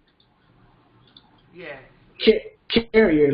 I'm bringing up yours private. We'll do a private chat. I can send a phone number to you. And then I told Ray that I'm going to use myself and some of my power-onlys, and if I don't have power-onlys, I'm going to grab a couple power-only carriers to use myself as an experiment and then test his theory to make sure it works before I just go full blast and introduce it to the whole network. I want to make sure that the system is foolproof. But I'm going to give him your number because you currently have one now, so you can talk to him and see what strategies that he can provide for you. So there you go. I just gave you the private information. So it's all about networking. It's not what you know sometimes, it's who you know. He has, on his broker side, he has 50 accounts. In other words, he has 50 shippers. So, and then on his trucking company side, so there are two separate EINs, two separate entities, but he's using his shippers to keep his trucking company moving. So he's getting paid to broker the loads, and he's getting paid in his trucking. So he's making money. So, and then I want to bring him in as a partner with the Dispatcher 101 and maybe even Freight Broker 101. Bring a full blast brokering and trucking company into the platform to show you guys that this can be done. So again, I am trying not to talk you to death, but I'm trying to show you literally what it is that you will probably end up doing. But let's first start with the basics. Let's build a foundation and then learn the basics, so when we talk to people, we'll at least have an understanding of some of the terminology that they're going to throw back at you, like, okay, yeah, what equipment type you got? You empty, under load? What's the insurance requirement? So all these things you're going to need to know. So what better way to get that from a foundation, from a basic level, and then you just take that and shoot off to the moon with it, So Q&A, we got about 26 minutes, so let's do that. Any other questions you guys may have? Tori, you got... Oh, yeah, your guy's, he's in Slidell, Louisiana. Did he ever text you his MC? No, he didn't. Okay. And do you know the name of his company? Let me see if I can say. Because we could look it up by DOT, MC, or the company name on the SAFER to see if he's even... if there's anything that we need to be worried about when we go after a broker for a load, because we don't want to make ourselves look bad when we're going after a load. So you always want to protect yourself as a dispatcher because this is your business. So.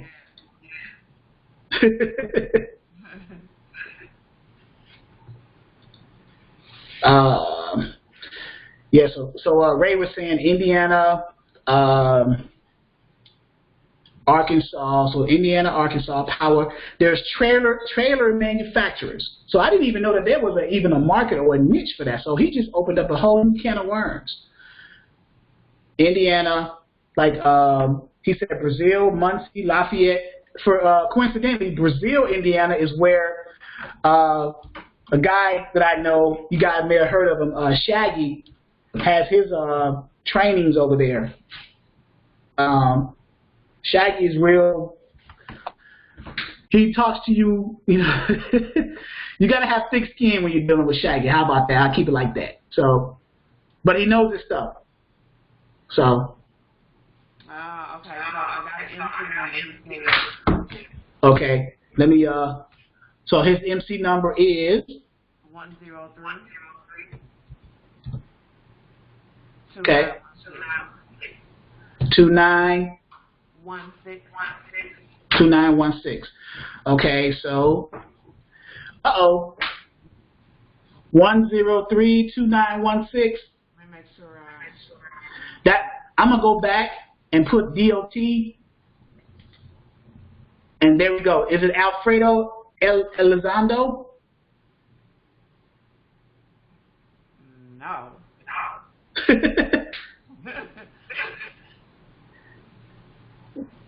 So 1032916. 10329, but I got the bubble, so we're saying something else. Okay, but you see why there's a reason why we look up? Yeah. Because this guy, he's not even his authority. He's not authorized to move freight for whatever reason. Just because you see it in red, it doesn't necessarily mean it's a bad thing. It just means they want to make it bold that he's not authorized. It could be because his authority, he needs to renew his authority. It could be other reasons. His insurance could have lapsed. So it could be any reason. Just because it's red doesn't necessarily mean it's a bad thing. It just means they want to make sure that you see that he's not authorized to move freight. So, don't go after this guy, even though he's been in business since 2004. So asking for either the name of his trucking company or MC, because I can look it up by DOT, MC, or even the name of the trucking company.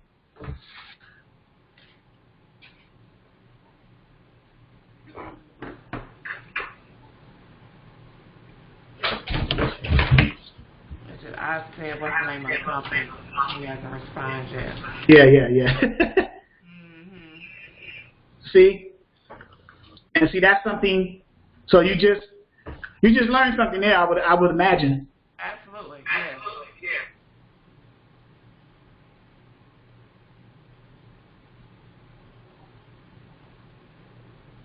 Okay, and then another broker just sent me some loads coming out of, see, I get loads from brokers all the time. I just want to make sure that they're worth bringing to the network's attention. We spoke about these loads late last week. I have a project going from Sedalia, Missouri to Colorado or Norfolk. These have been going for almost a year. They are strap and go, no tarp. So this is flatbeds, nothing over 30,000 pounds. Have one for tomorrow. Will require a TWIC or escort. Okay, so these are military loads, flatbeds, so you need a TWIC card. So military loads, they pay well because it's the government, so they don't care as long as they get their freight. So they'll pay well over the spot market rate. So I need to reach out to Brian just to get the numbers. I'll do that after training. So while we're waiting on Tori's carrier to get back with us with the MC, the right MC or the name of the company, Q&A, are there any other questions by anyone? I think today's training it wasn't how I wanted it to go, but that's fine. It still went well because you got to hear a lot of information, especially Ray. And I'm glad that record button is on. I thought I didn't press it. That would have been very upsetting. And I took a lot of notes, and I need to reference this. I forgot to ask Ray about his partials. He said something a lot about partials. Is that partials hot shot partials or just partials on the flatbeds and things like that. But I'll clarify that with Ray once I talk to him offline. So, so while we're waiting on Tori's guy, I'm still looking at the load for him coming out of Mississippi, coming out of Louisiana today. Geismar, which is close to him, 74 miles going to Texas. That's $1,000. That's even good, $2 a mile. But this Hattiesburg, Mississippi to Florida, $3,000. That's probably a good one right there. Sir Jonathan asks, there is no best way. He said, what is the best way to look up the military load? There is no best. You would have to have, first you got to look up on a broker who just happen to have his loads and just military loads. But because the militaries are, they just don't put it out there like that. You would have to come across them through a brokerage. But there's no website that you go to or a search engine and look up military loads. As far as I know, now I could be wrong. There may be something out there, but I've yet to come across it. And I'm not saying that I know it all. I just have a few people that I know, a little network that I'm establishing that's starting to prove itself to be more proven than most. So, and I like the idea of putting my people on the phone so you can talk to them and you can see that they're real, and providing contact information. You can talk to them yourselves so it can be more convincing for you to say, yeah, this person says and does what he says and do. So, let me look up on Facebook here because we're still waiting for Tori's guy, right, Tori? Yes. Yeah. Okay. Do you have any questions yourself? Not right offhand. Okay. I hope Dispatcher 101 is good for you as far as giving you what you need. So far, it's been amazing. And I'm reachable.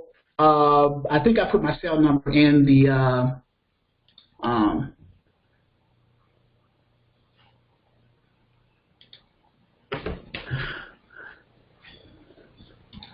someone asked, Gwen asked, do you have any hot shot brokers? I did have one, and she was military hot shots. They used to haul the little small military equipment from base to base, fort here to fort there, but she fell through for whatever reason.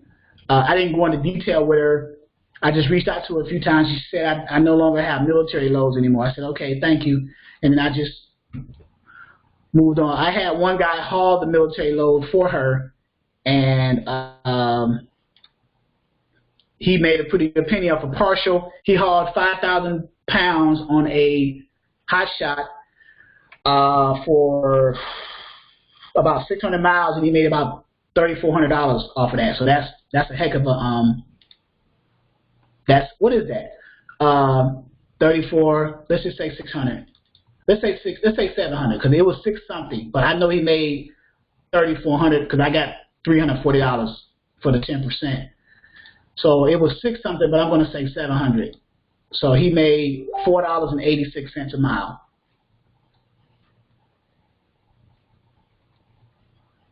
So.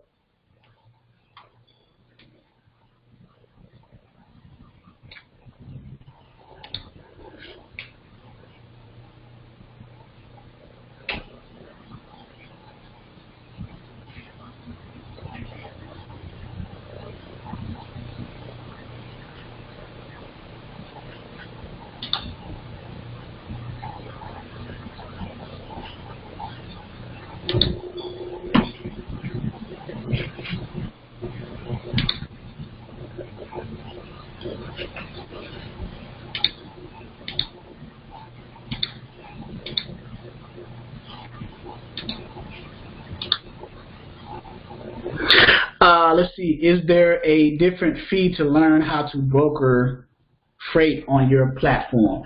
It's a different. The Dispatcher 101 and the Freight Broker 101 are two different platforms within the same learning.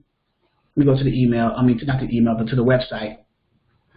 So yeah, this is the Freight Broker 101, and then this is the Dispatcher 101. I'm sorry, and then this is the Freight Broker 101 platform. So it teaches you a different dynamic of how to do things, freight brokering and things like that.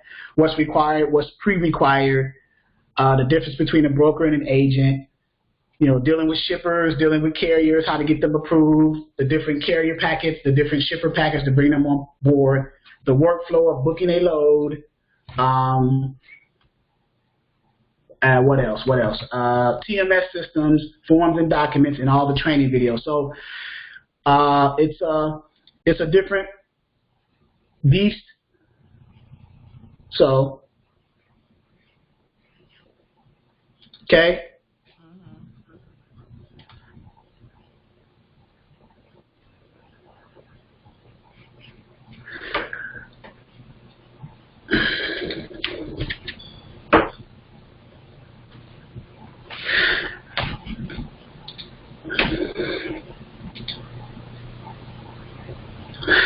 And let's see what else.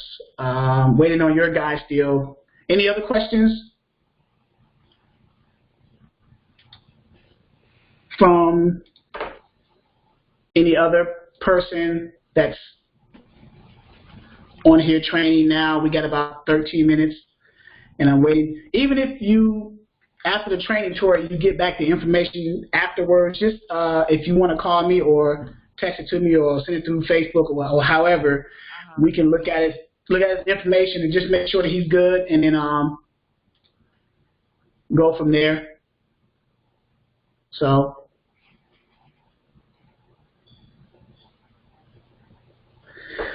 And looking at the Facebook thing here,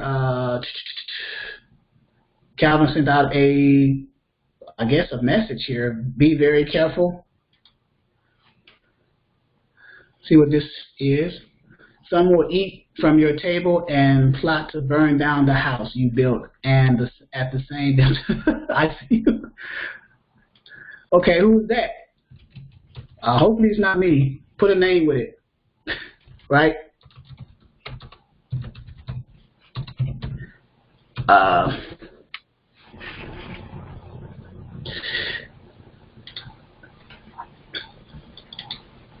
Need to know who that is, so need to know who that is. Because if it was me, if I said anything that offended anyone, I want to know who is that.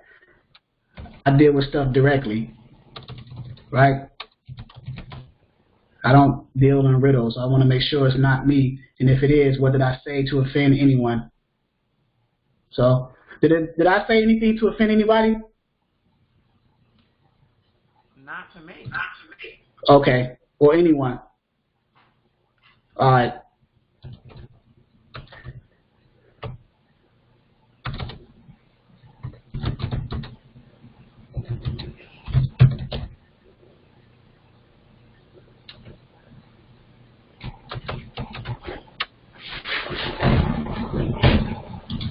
Okay.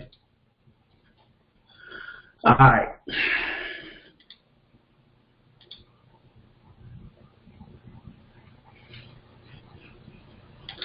Make sure I'm clear.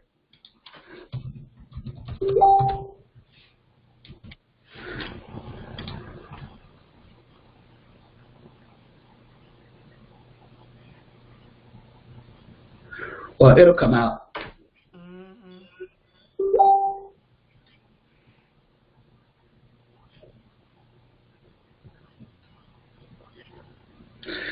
It will come out. I'm probably reading into something I don't need to be reading to. I really don't have time to be worried about whether I'm offending anyone or not. Here's a philosophy I live by, guys. If you're not doing anything wrong, you have nothing to worry about. Absolutely. There you go. Now, if what I'm doing is threatening to other people, because I always say in my training that I don't talk you to death, and I'm not directing it to anyone, whether it be Calvin or anybody.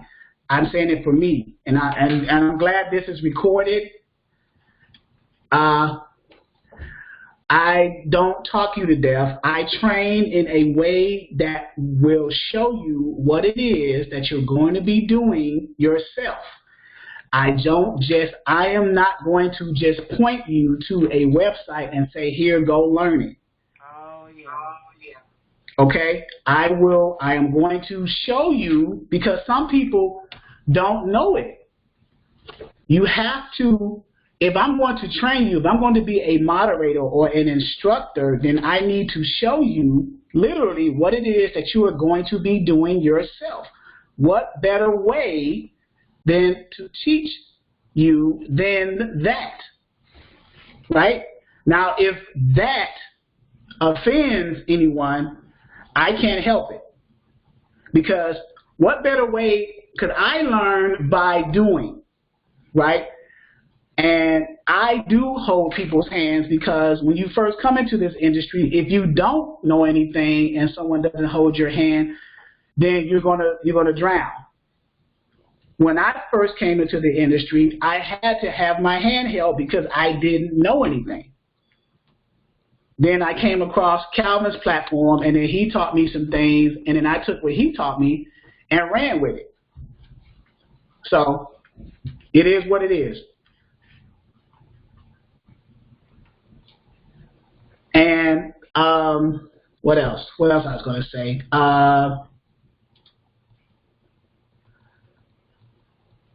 Oh, yeah, we're still waiting on, yeah.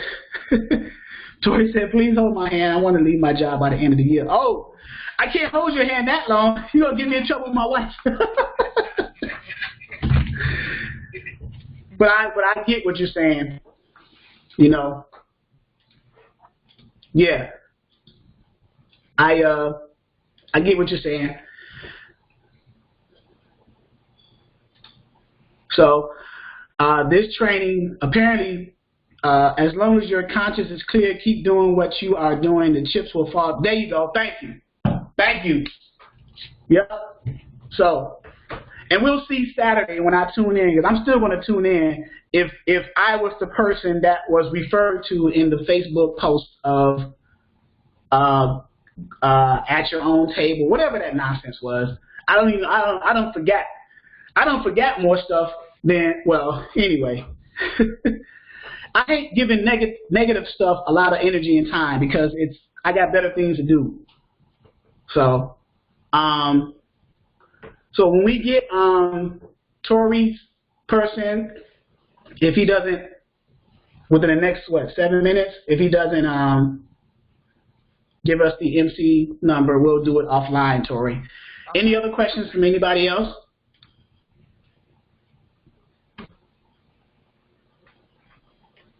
Nope.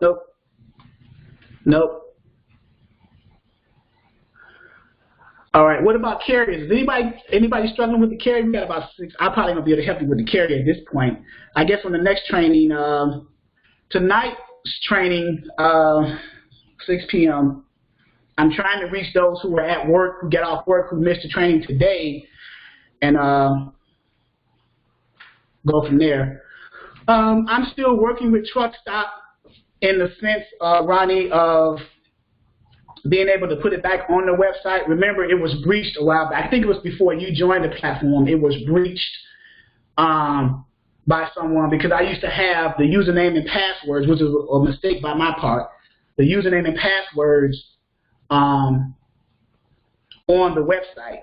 So now I email directly to all the people who join. I email directly the username and password for the load boards that are in the back office of the training platform under load boards right here.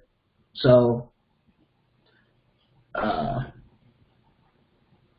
go in, and hopefully everybody's able to log in effectively. If there's any problems with that, of course, let me know. Load boards. Lord, did I not hit load boards? There we go. So load boards, you click on the load boards, go through the different options. And instead of the username and passwords being here too, those are emailed to you guys directly so you can protect that information yourself. Okay? And then I'm adding some other load boards that are going to be more high-end. But you guys are already grandfathered in who are members. July 1st, I will be doing a subscription thing because it's going to show the people who join from July and beyond, it's going to show skin in the game on their behalf because there's going to be higher-end load boards. So if you're paying $19.99 a month, but you're getting load boards that's charging $129, $150 a month, it's well worth it. So there we go.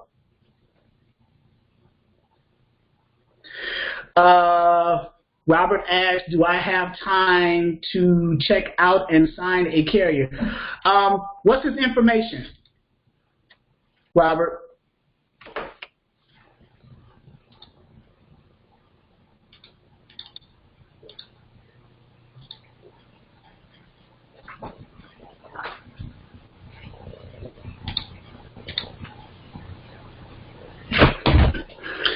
Okay.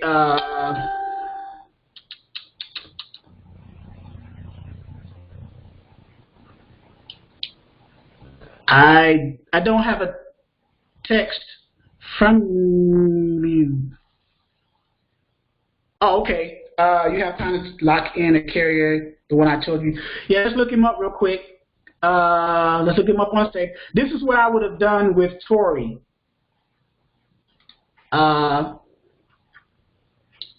MC.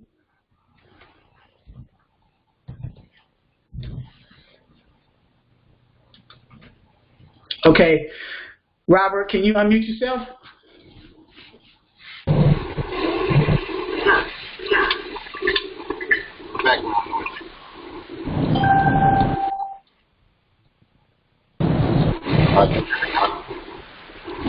Yeah, it sounds like you're driving. Yeah, I got the background noise going on. So. Okay, so is he Allen Logistics? Yes, sir. Okay, so is he expecting a call from the network? Yes. Okay. Right about this time or so, I think he's,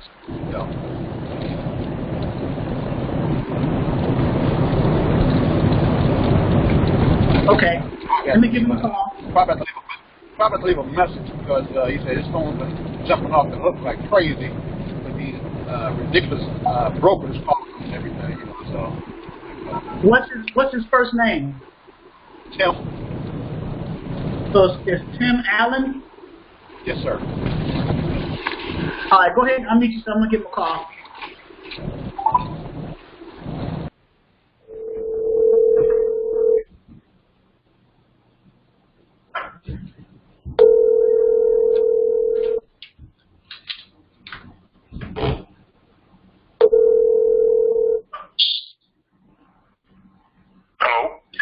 Hello, is this Tim? Yes. Hey, Tim, my name is Charles. I got your number from Robert Terrell, a buddy of mine. And he said you may be in need of help finding loads as far as dispatching is concerned. Is that correct?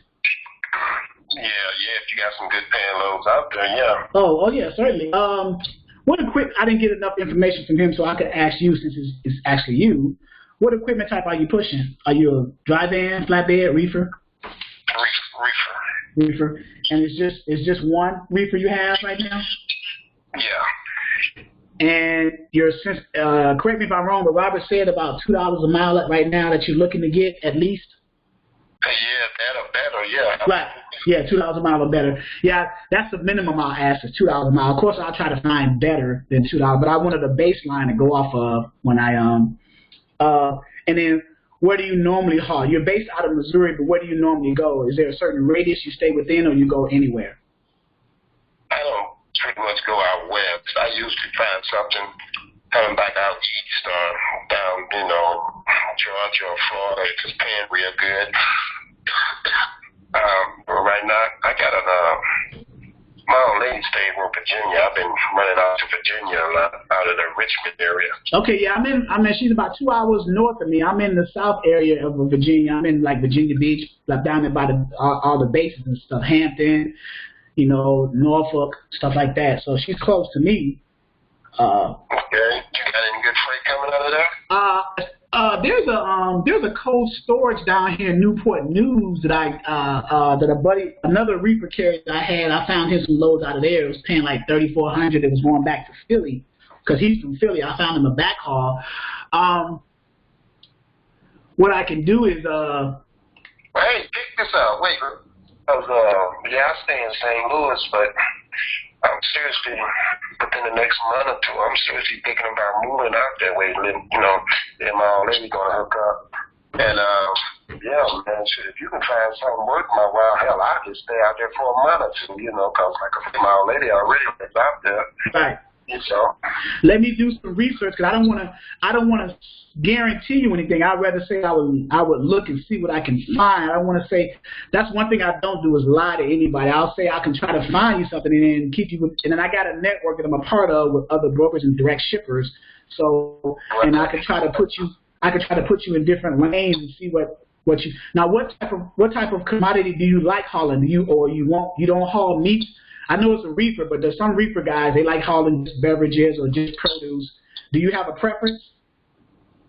Man, I only pay good. Okay, there you go. That's all I need to hear. And I ask that because I got some reefers who are particular, so I say, well, I can't find you good paying freight if you just want to haul water. You know what I'm saying? So right. I want to see. So you're open to the commodity. It doesn't matter the commodity as long as you run it at 0 degrees or 5 degrees continuous or whatever. So. Okay. Right.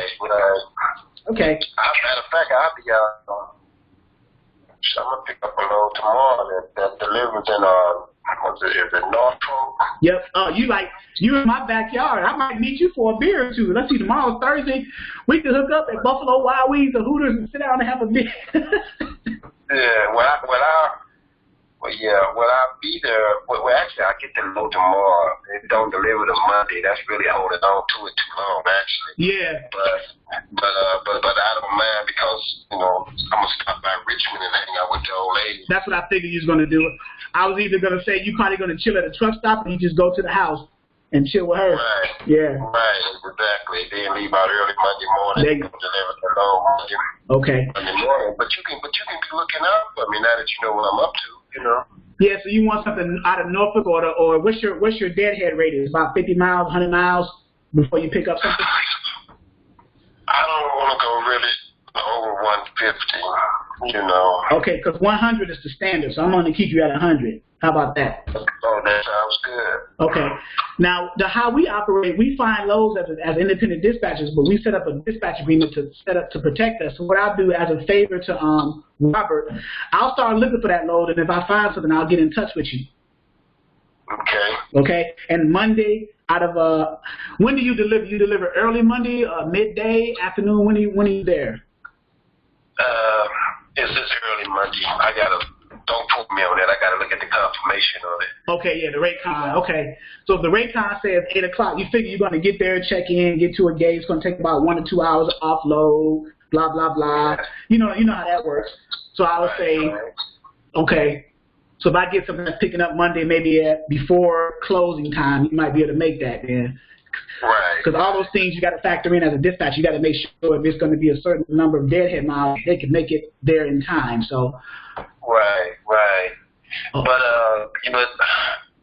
like I said, I can run up and down the coast if it's paying good. I don't like to go too far up the coast because of them tolls and stuff. They really eat into your profit. But yeah, I mean we'll figure it out. Whatever you come up with, just holler at me and it's either we agree upon it or I just keep looking or whatever. Okay. I will do that. I'll be on it now. I appreciate that. All right, Tim. Again, my name is Charles. I'm part of the Dispatching Network, but I have my own Exodus Logistics, Exodus Dispatching Services. Email me some info on it. What's your? I don't like just dealing with one broker. I know you cool with Robert, but yeah, I don't, and Robert know me. I don't just deal with one person, Okay, and that's and as an owner operator, that's a very wise thing to do. You don't want to put your eggs in one basket, because that person can leave you stuck. Right. So let me give you my email. You can shoot me some info. Okay. What is it? Like Tim Allen, like the home improvement guy, Tim Allen. Allen with an E. Yeah, Tim Allen 1756@gmail.com. Got it. Okay. Tim Allen 1756@gmail. I'll shoot you my information. Yeah, cool. Now how do you Robert, man, explained it to me, but I was kind of busy. You know, I kind of heard some of it, but not all of it. Okay. How do you guys get paid? Well, as dispatchers, we are agents for the carrier, so we're the go-between between you and the broker or you and the shipper. So we don't get paid until you get paid. So either you get paid through your factoring company, if you have a factoring company, or right, I deal with a factoring. Okay, right. So then you get paid through your factoring company. If you did not have a factoring company, then we would have got paid. You know how brokers operate. They have either one of three payment options: quick pay, ACH transfer, or the 30-day payout, a check to the house. So since you have but in any case, we get paid. We'll invoice you once you get paid, so you get your money. Because I don't like putting my hands on the operator's money. I'm on a trust relationship, so I'd rather you get paid first. Sometimes that works, sometimes it doesn't. You know, because I've had. I know. If you look, you take care of me. I gotta take care of you because you keep the money rolling. There you go. And that's now see you'd be surprised how many people don't think like that. You see what I'm saying? So. So I'm giving, what I tell people, I give them enough rope to hang themselves. You see, you see what I'm saying? So there. So I'll go ahead and get started and see what I can work, and then I'll be in contact with you if I come across something, and I'll reach back out to Robert and let him know that I spoke to you, and we'll, go from there. Okay? That's fair enough, right? That was great. Okay, brother. All right, take it easy. All right. Okay, I think, Robert, you're still on the call, and then everybody else heard. That's how I talk to carriers to try to get them under a dispatch agreement. The good thing about this one is that Robert kind of warmed him up for me because he was already interested in finding loads. But I still talk the same way. And that's what I mean about live training, where I call them live and talk. Something that you can do, too. You just take my template and follow it and just, use the same type of verbiage. Well, you'll learn that verbiage as time goes on because we'll be doing it over and over again. And then the same thing with the broker. So what I'll do is I know his information. I've gathered his information. So now I have an idea of what he wants. He's going to be delivering early Monday. He's picking up a load tomorrow. He's coming down. It's a reefer load. He's going to be in the Norfolk, Virginia area. I didn't write that down, but he told me. That's literally in my backyard. So Norfolk, Virginia, let's just look that up. Because we're still waiting on Tori's guy to return a text with his MC number. Is you still on, Tori? I'm still here. Okay. So I gathered his information. And Robert is still on, right? Robert, you still on? Yes, sir. Okay. Okay. I hear you rumbling in the background. Okay, so he's a reefer guy, Norfolk, Virginia. I didn't put anything over here. He likes the East Coast. He said he'll run up and down the East Coast. So I got 112. And the load board that I'm looking at, guys, just in case you want to know, is Internet Truck Stop. It's not in the back office of Dispatcher 101 because of security reasons. Someone breached it. But I can still find you guys loads on this and just take a screenshot of it and send it to you, and then you call the broker and still do your thing. So it's as if you had access to it anyway. So that's an 11th load board. Instead of 10, it's 11. So I'm still counting this one as a load board for you guys. So if you say, hey, I'm not finding anything in the load boards in the back office of Dispatcher 101, can you look at Internet Truck Stop and see if you can find something for me? And if you do that, if you email me the details so I'll know what to look for. Where is it picking up? What equipment type? Where you want it delivered? Things like that. So I can go ahead and look for it, find you something, and then shoot that screenshot to you. So here's a reefer guy. Okay. So TQL, he wants it for Monday. He says Monday. So Monday is the 3rd. I'm sorry, because today is the 29th. So Monday is the 3rd.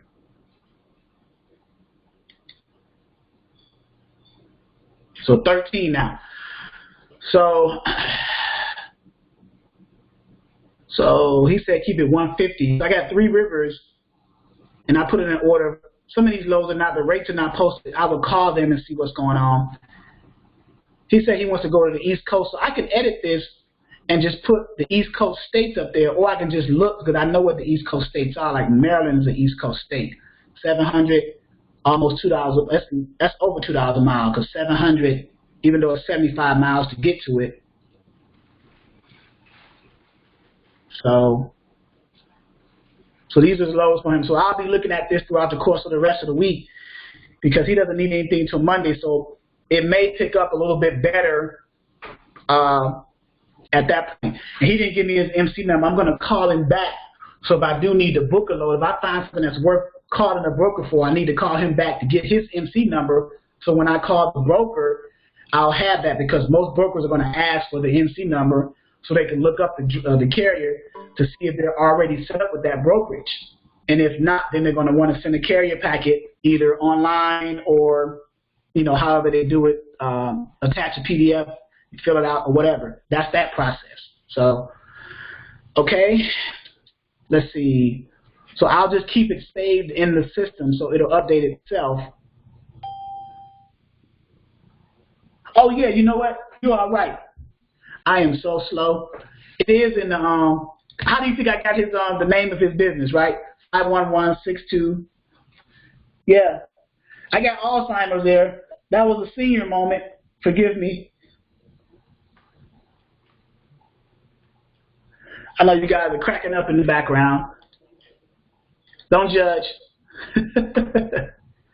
Yeah, it is in the text.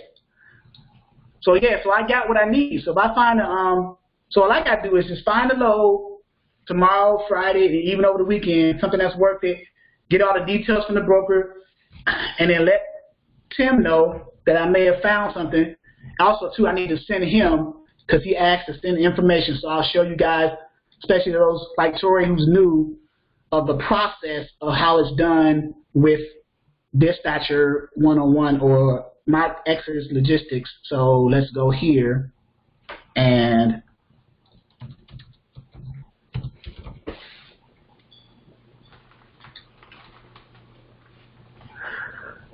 all right, so I'll go ahead and do compose an email, because he wants some information sent to him. Tim Allen 1756 at Gmail.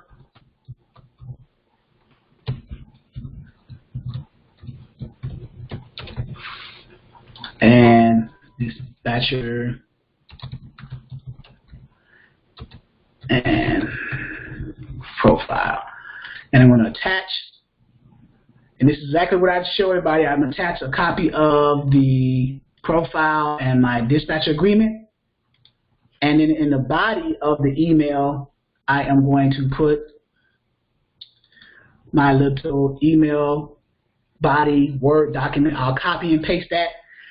And I think everyone has a copy of that already. If you do not, just email me and let me know. I'll send it to you. But here it is, right there. All my information. So let me copy, go back to the email and paste it. There it is. So kind of like an introduction, who we are, the 2 attached files. And I'm asking too, if you do a dispatch agreement, in the email body, I always ask, please return the email to the email with the return carrier agreement and profile, along with copies of your MC authority, your certificate of insurance, and your W-9. So I'm asking them to return those other documents along with the dispatch agreement and profile, so I can create a filing system for that one carrier. So now when I start to book loads with brokers and shippers, I'll have all my information I need, because every time you book a load with a broker and shipper, they're going to always ask for those, at least those 3, if not the 4th one. The 3 being the MC authority, the certificate of insurance, and the W-9. The 4th one, if the carrier has a factoring company, which Tim said he did, then they want a NOA form, a notice of assignment. The purpose of the notice of assignment is the carrier's factoring company is running a credit check on the broker or shipper to make sure that they pay on time and that there are no red flags against that broker or shipper. It's a protection and a safety net for that carrier. That's the purpose of the NOA form. NOA, Notice of Assignment. And the purpose of the MC authority letter is FMCSA and DOT gives your carrier authority or authorize them to move general freight or however they move it. There are different types of authorities for carriers. There are different types of authorities for brokers. What are they? I mentioned it. I need to explain it. Carrier authorities, there are different types. There's a common carrier, there's a contract carrier, there's a passenger carrier, and then there's an HHG, which is household goods. Common carrier is what you see out here every day. It doesn't matter the equipment type. It does not matter if they're a common carrier, they can haul for anybody. A contract carrier is you're contracted to a specific company that you move loads for.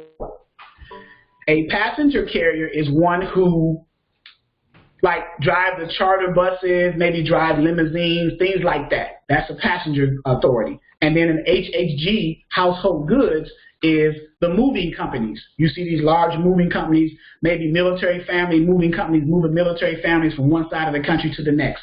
They have a HHG authority. So that's all those four, common, contract, passenger, and HHG is under the category of the MC side of the MC authority, which is given by the FMCSA, Federal Motors Carrier Association, and DOT, Department of Transportation. What does that look like?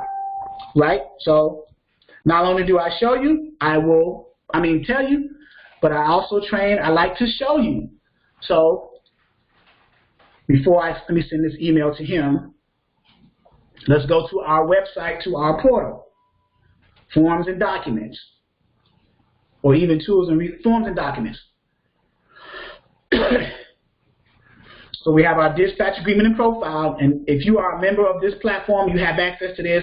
I try to make the website as user-friendly as possible so you can get to things quickly. You can identify what they are. You don't have it doesn't have to be a mystery trying to find things, right? Here's low details cheat sheet. I'll go back to that. Let me get down. Let me keep my thought process going. So here's the MC authority. It's either PDFs. You can open them up and see what they look like. This is what an MC authority looks like. And each carrier has one. Each carrier gets a unique MC number and a unique DOT number for their company. And remember I said common carrier. This particular example shows a common carrier MC authority for a carrier company. I just whited out the information of the company, just for, for the security purposes.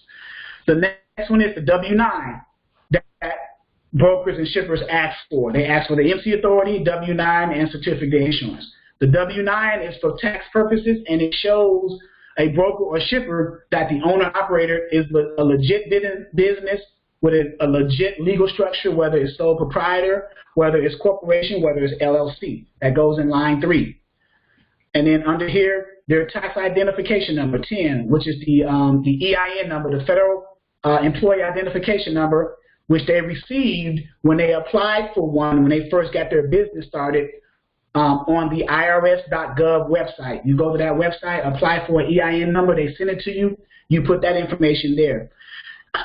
They should not, and I recommend they don't, put their social security name or number and associate that with their business entity. I don't advise it. Some people do. I usually let them know if you're going to sign up with a dispatch agreement with me, I want to make it known that it's not a good idea to attach your social to your business. Get an EIN number, and especially if you're LLC, which wouldn't make sense. Why would you attach your personal social to an LLC entity? So get your EIN number and put it there. And then, of course, you sign it and date it. So that's the W-9. So that's the purpose of that is to show the broker or the shipper that you are a legal structure. You have, a business. And then next, certificate of insurance. That's the third document that they ask for to prove that you have at least the minimum required insurance policy and coverage to move freight for that broker or shipper. And the two main insurance types that they usually look for are cargo and liability. The minimum for cargo, you can get more, but the minimum that most brokers look for is $100,000 in cargo. And then the minimum for liability, you can get more as an owner-operator, but the minimum requirement for liability is $1 million, okay? In case you didn't know. And then down here, you'll see the certificate holder area. When you book loads with brokers or shippers, mainly with brokers, they're going to ask you to make their brokerage, have your carrier make us a certificate holder on their insurance. This is what they mean. You or your carrier will call the insurance agent on that insurance policy and say, hey, I need a certificate of insurance listing this broker as a certificate holder. And then you give them the name of the brokerage, the street address, city, state, and zip. They're going to put that in there and say, okay, who do I need to email or fax this to? As a dispatcher, you want to be in the middle of that. So you say, send it to my email, and then, of course, you can send a copy to your carrier, and, of course, you're going to return it to the broker, too, so they can have a copy for their record. That's what that means when you hear, in case in the future reference, you hear someone say, a broker say, yeah, we need your carrier, we need to be made listed as a certificate holder on the insurance. That's what that means. You're going to call that agent that's assigned to your carrier's insurance policy and ask to have that broker made a certificate holder on the insurance. That's all that means. And the producer is the insurance company. The insured is your carrier. Usually the policy number goes here. The start and expiration date goes there. And then the different types of policies, liability, cargo. Some people have workman's comp, things like that. If you noticed earlier when I was doing that online carrier packet for my step deck carrier, it mentioned workman's comp. And he said he didn't have it, so I checked no. Okay? That fourth form, remember, NOA, notice of assignment. This is an example of what one looks like. This is from a factory company called Foley's. They send it out, and it's some of them are structured different, but it's just a one-page document that you send to, or your carrier sends to the broker. They're going to put their information in and send it back to the factory company. The factory company is going to run it, see if any red flags pop up, any reports, any negative claims against the brokerage, things like that. And then if they get something, they're going to warn the carrier through phone call, email, or text, say, hey, we got a red flag about this brokerage. You may want to reconsider using them, booking a load with them, because you're going to stand the risk, just like this last example, of getting paid on time and stuff like that. So, okay. Any questions about those things? Hopefully that was explained a little bit clearer of how it works. And the reason why I can explain it like that, because I deal with it a lot all the time, and the same thing happens repetitively all the time. Okay? Next, under forms and documents, of course, you got what a carrier packet looks like and what a rate con looks like. I'm not going to open it up. You can do that for yourself if you have access to it. If you're not on the platform, you don't have access. But if you, matter of fact, let me see if there's anybody who's not on the platform. I think everybody's on the platform, so they have access to it. Okay, cool. So you guys can look at it at your leisure, what a carrier packet looks like, what a rate confirmation looks like. I'll explain. Carrier packets are what the broker or shipper is going to send out to you. Well, it's mainly the brokers. The shipper is going to send you a load tender, but the carrier packets is actually what's called a broker-carrier agreement. It's what's used to get the carrier set up with that brokerage to move loads for them, that current load and loads in the future. You mainly fill that out with all your carrier's information. Send that carrier package back to the broker along with those other 3 documents. Remember, W-9, certificate of insurance, and MC authority. The broker receives that, processes it into their brokerage, their system, get it approved through their compliance team, and then come back and say, hey, yeah, your carrier has been approved. We're going to send a rate confirmation now. The load is not officially booked just because you've been approved to work under that, your carrier, I should say, has been approved to work under that brokerage. The load will be booked officially once you get a rate confirmation back, sign it, saying that you agree with the rate of that load, send it back to the broker. Now you are officially, that load is officially booked. Here's an example of what a rate confirmation looks like, and then you can look for that for yourself. If you have any questions as you study this, you can, you know, contact me. We can go over that. It's general information, where it's picking up from, where is it delivering to. The shipper or consignor, a consignor, OR, is the shipper. Consignee is the receiver. EE, consignee, consignor, or shipper, those are the same thing. Consignor, you just spell it the same. You just put an OR at the end of it instead of an EE. So the consignor is the shipper, the consignee is the receiver. This rate-con is kind of confusing because it put shipper and then it put consignee. It should have kept it kind of uniform. It should have said consignor, consignee, or they should have said shipper and receiver. This can only confuse people if you don't know what it means already.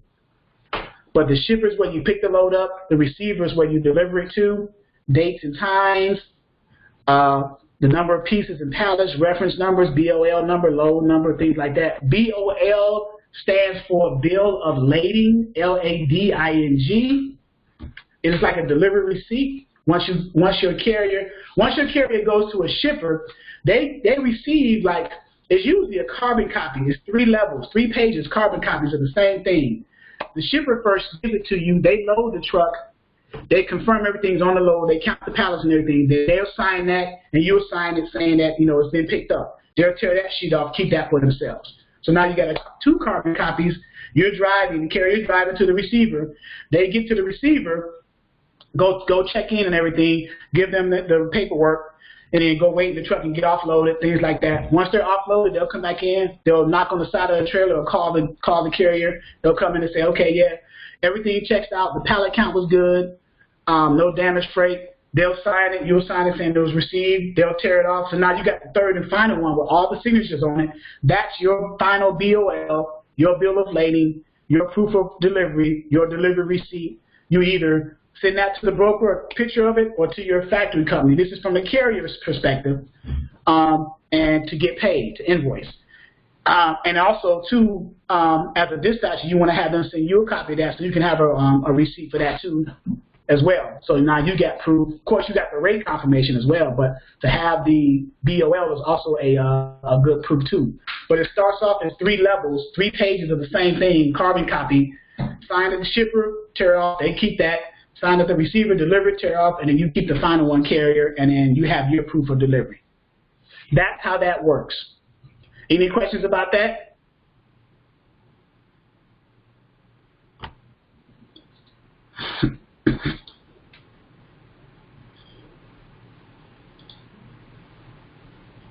Okay. You starting to get it? Am I explaining it kind of on a basic level? Yes. Okay. Just want to give you the base procedures. You'll learn the small terminologies as you go, but I wanted to give you kind of gloss over the whole process of how that works. So now you'll start to see, like, okay, now I'm starting to understand this. I'm starting to get it now. And that's what I want. Yeah. That's that aha moment. Aha, that's how it works. So, and then all the resources is in the back office for you to look at. And there's a YouTube video in each subsection so you can go over explaining that specific section. So I wanted the website to be as user-friendly and detailed as possible. I want it to be as automated as possible, too. Back to the load details cheat sheet. This is used when you go on the load boards and you find loads for your carriers. Like, let me open up this load details cheat sheet and then go back to a load board and open up a load. So say you find a load, right? You go into the details of the load because you want to get as much information, right, about a load to tell your carrier so they can make an informed decision as to what it is they're going to haul, and they can say, okay, I may be able to pick that up in time because there's so many miles from where I'm at now. I may be able to make it. It's the right weight. It pays enough. Things like that. So put yourself in the carrier's perspective so you'll know. So over here for this load board specifically, you have a load details section, and this is Internet Truck Stop. And here we go here. So a lot of these details are not filled in, like what's the commodity, you know, where's the pickup and delivery dates and times. It's only giving you the pickup date. It doesn't even give you the time. So that's why you call the broker and you refer to your load details cheat sheet. And it's pretty small, but it asks some very important questions from the carrier's perspective. So when you're on the phone with the broker, you can have this in front of you too. You can either print it out or just have it up on the computer. What is the commodity? Commodity means what's the freight that's being hauled on that trailer. So they'll tell you, oh, it's lemons. It's a truckload of lemons. Okay, when are the pickup and delivery dates and times? I need to know when it's picking up, what time, when it's delivering, and what time. Because I need to tell my carrier that so they can know if they can make that pickup and delivery times. That's important. So if that's important, why is it not listed right here? So some brokers put it in there, others do not. So what are the loaded miles? Now the loaded miles means that from the time that you get loaded at the shipper, drive to the receiver and unload. That's loaded miles, not deadhead miles. The miles you go from where you are now currently empty to the pickup location, or to the shipper, that's deadhead miles because you're driving empty to the location to pick up the load. But I'm asking, what's the loaded miles from the time that you get loaded at the shipper till you drive to the receiver to offload? That's loaded miles. So we need to ask that question. What are any special instructions?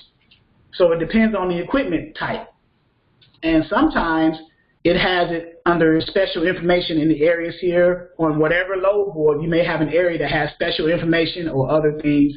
Again, depending on the equipment type, for example, a reefer, it needs to be pre-cooled to 0 degrees or to -5 degrees, and it needs to run continuously. What that means is, by the time your carrier with a reefer trailer gets to that shipper to pick up that load, they're going to open up the doors and put an instrument in there to take the temperature. If it's not what they want on the Raycom, they're going to refuse to load that truck because they need that trailer pre-cooled to what they said on the Raycom. And if you sign the Raycom, your carrier signed the Raycom, you are agreeing to that.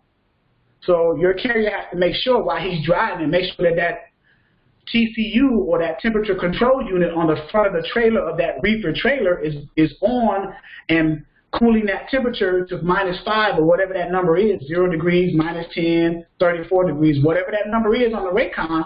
So by the time they get to that shipper and they open that door and put that instrument in there and get that reading, and it says what it needs to say, otherwise they're going to refuse to load you. So I didn't know if you guys knew that or not, but that's how it works for a reefer. What is the weight? Because you need to know what the weight is. On this load, I don't think it didn't list the weight. See, the weight right there is 0 pounds. We need to know what the weight is because in our carrier profile that we get back from our carrier, he may say, I only want to haul no more than 40,000 pounds. But if you ask the broker, he said, well, that's a 43,000 pound load. Okay, thank you. My carrier can't haul that. Thank you. Next.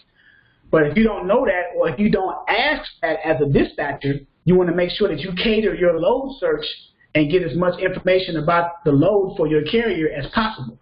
So if you see a load that's paying good, but you know that your carrier can't haul it because it's over his weight limit, you can either ask the carrier, it's 43,000 pounds. I know you don't want to haul no more than 40, but I also know that you can haul up to 45,000 pounds on drive-ins and reefers. So the reason why he's saying he only want to haul no more than 40 is obviously he wants to save on fuel costs. That's why. So he wants to haul that less weight. He can haul at his max, but he's going to burn more fuel. He's trying to save money, and I get that. It's a business. So, but if your carrier, he has to make a decision. If you got a good paying load and it's an extra 3,000 pounds, but you're going to make an extra $3,000 off the load, now he or she has to make a decision. So,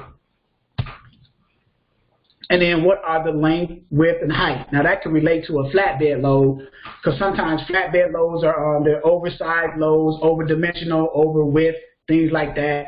And sometimes it's not listed in the load details on the posting of the load by the broker. So these are things that a dispatcher will learn as they go. You're going to make mistakes. I'm going to say it right now. You're going to make mistakes. But if you have enough training and enough details or attention to detail about that, then you'll be fine. And you can, before you even call a broker about a load, reach out to me to get past that nervous point. Say, Charles, I'm about to call about this load. And I'll say, where'd you get the load for? Do I got a screenshot of it? And what's the details about the load so we can we can go in fully armed if we have enough information, you know, and then you'll be better prepared. I'm willing to do that. I have no problem with that, especially if I have time to do it. If I don't have time, I'll let you know. But if I do, I'll go ahead and do that too. All right, are we good? Man, you guys trying to keep me all day.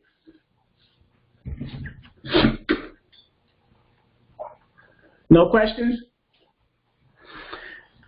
Hey, Tori, you got how long it take your guy to get MC?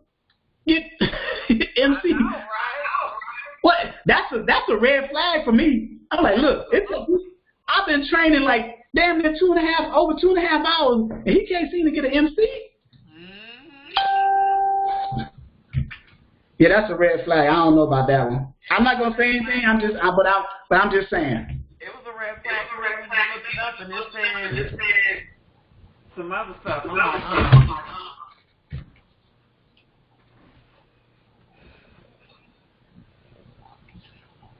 Yeah. So okay.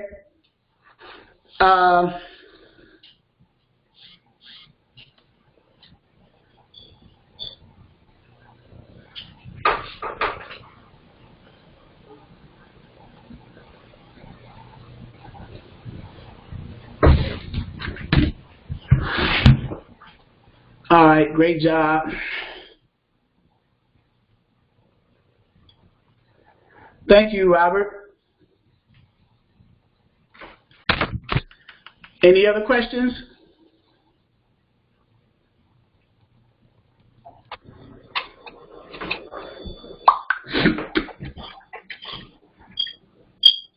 Yeah, I got a question later on tonight. When you do your call, will it be too late to go over the live calls again? The live calls with the carrier? Yeah. If we can try, but some carriers will be getting to like a truck stop, trying to find a place to rest on their resets, 10-hour resets. Right. We could try to call them. Some of them may be looking for lows while they're sitting, you know, waiting after doing their resets and stuff like that. We can certainly try it. Cause I think that was probably one of the, you know, just seeing how you talk with a carrier kind of, you know, gets over that hump of, because I know they probably say something, I don't know what they talking about. I don't want them to talk over my head so fast. So when I hear your conversations, I kind of at least can, you know, dangle it a little bit to make it don't sound like I'm new so much, you know.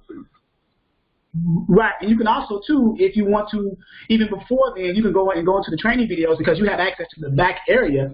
Did you do your back office setup, logins, and all that stuff?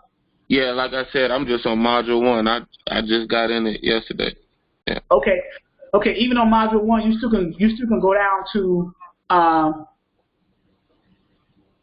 No, I don't know the name of the company, Robert. We were waiting on that too. Even on module 1, you still can go down to training videos and go to the training videos and look up. I got them grouped together by month, and there should be some carrier acquisition videos in there where we actually call carriers and you get to hear the lingo and how to talk to them. So I started doing this platform back in November, so I put videos in November in the groups of month, November, December, and each video is descriptive. You click in it, you can scroll through the different videos and stuff like that. So December videos, you can scroll through, see how that works. So and you see what the date, what the name of it is. You get an idea what it is. I think contacting brokers. Let's see, cold calling. Look, cold calling continue. So maybe back in November, cold calling right there. So that could be a good one back in November. And then let's go back to January. Let's see if we got any cold callings in January. Live cold calling and more. January 8th. Look at that. You see? Okay. And then high-level overview, announcements, and more cold calls. And then carrier giveaway. I used to call and giveaway carriers. When I say giveaway carriers, I didn't get them to sign up with a dispatch agreement myself and gave them to you. What I did is I called and got the carrier interested, and then I hung up the phone and said, who wants this carrier? Somebody said they wanted him. Then I gave that person's information. Then it's up to the dispatcher to call that carrier and close the deal. That's what that means. Right. But I pretty much, you know, like what Robert did today with me, he warmed the guy up. I called him and then sent him the information. Okay, yeah, like I said, I just got access yesterday, so if I showing this right now, I can see where I go through and find it. So that's a good deal. Yeah, live bookings back in February. I booked a live book, and I want to get back into that. Actually, booking loads live, where you actually see that part too. So everything in the workflow of dispatching that you're going to do as a dispatcher, I want to do that live, so you actually see that. Again, I don't want to talk you to death. I want to actually show you what it is that you are going to be doing step by step by step. And if you disagree with that, what better way than to teach a person something than to do that, to actually show them what it is, again, that they're going to be doing themselves, right? Now, some people call that holding hands. I call it training. So, and I'm getting just as busy as the next man. So that, to me, is not an excuse. I got other things going on, too. But I understand and appreciate those who have put me in the position of where I'm going. Okay, so you get what I'm saying? Yeah. So you never want to forget, you know, you want to stay well grounded, and you never want to forget that who helped you get to the place that you've gotten to. You know, so all the other hoorah rah and all the other woof woof, all the other nonsense, I'm not on that stuff. I'm cut from a different cloth. So really don't have time for the nonsense. Any other questions? No, I'm good. Training video. Live work. Yep, I'm good. You think it's worth it? Yeah, because if I can see a load book through from top to bottom, I understand the process too, and it just makes the lingo work better. I'm going to shut my mouth because you're basically saying what I'm trying to say. There you go. You know? And I want to make the website user friendly, where you go in there and you say, okay, where is this at? Oh, there it is. There it is. It's easy to find. So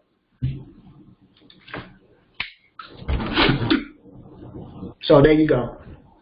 Okay, guys. Let me put my phone number here again, if I can. For some reason, that part is not working. Well, you guys should have my contact information. Let me see. There we go. So I'm very approachable, reachable, things like that. So, all right. I will end the training. Appreciate your time and thorough training, exposing us to a massive amount of you. Yeah, especially the rate thing, the trucking company and the broker guy with the power only. I think that's going to be, because even when we're complaining about low brokers taking the money, and there's not good paying lanes, he found a niche where he's still making money even in the slow period. So I'm going to test that theory and go from there. Yeah, I do a little bit of web design. It's more of a cut and paste kind of thing, Robert. My website is built on the Wix.com framework. I've signed up for a Wix.com free account, was using that, learning it, and then I bought the domain. I think it's like $14 a year. And then everything that you see, all the content, videos, how everything is structured, I did all of that in my website. All this stuff you see, how it's designed and everything, I did everything. The logos, all this stuff. So, and I think web support is right there. So if you're considering wanting help with web design, ignore that price. I'm going to change that. I just put that there as a space filler. It's definitely not going to be that. So, yeah, I got a lady friend who did my logo. I like her. I like what she did. She's on the RBBS platform. I've been trying to reach out to her. I need to go in there and get her number and call her, at least her extension. So, okay. But yeah, let me know if you want that service or not, and we can go from there. I did it on the Wix. That's my, I don't want to say I'm an expert at it, but I seem to be doing pretty okay with designing it and everything, and I haven't had any issues with it. So, all right. Okay, guys, if there's not any more questions. Laura was pretty quiet today, but that's fine. Hopefully I helped answer some questions for her. Hey, Carolyn. And Darius, how you doing? RG, of course. Rob. All right, guys. Any other questions or concerns? I'll go ahead and get off. And I will see you Friday, because I may or may not do the 6 o'clock tonight. My mom just texted me, so I got to see about Mom, see what's going on with her. So every time Mom texts me or calls me, I gotta put things on hold. So this one's at least recorded. So if I do tonight, it'll be a repeat. But we'll go from there. Okay. All right, guys. See you Friday, if not tonight.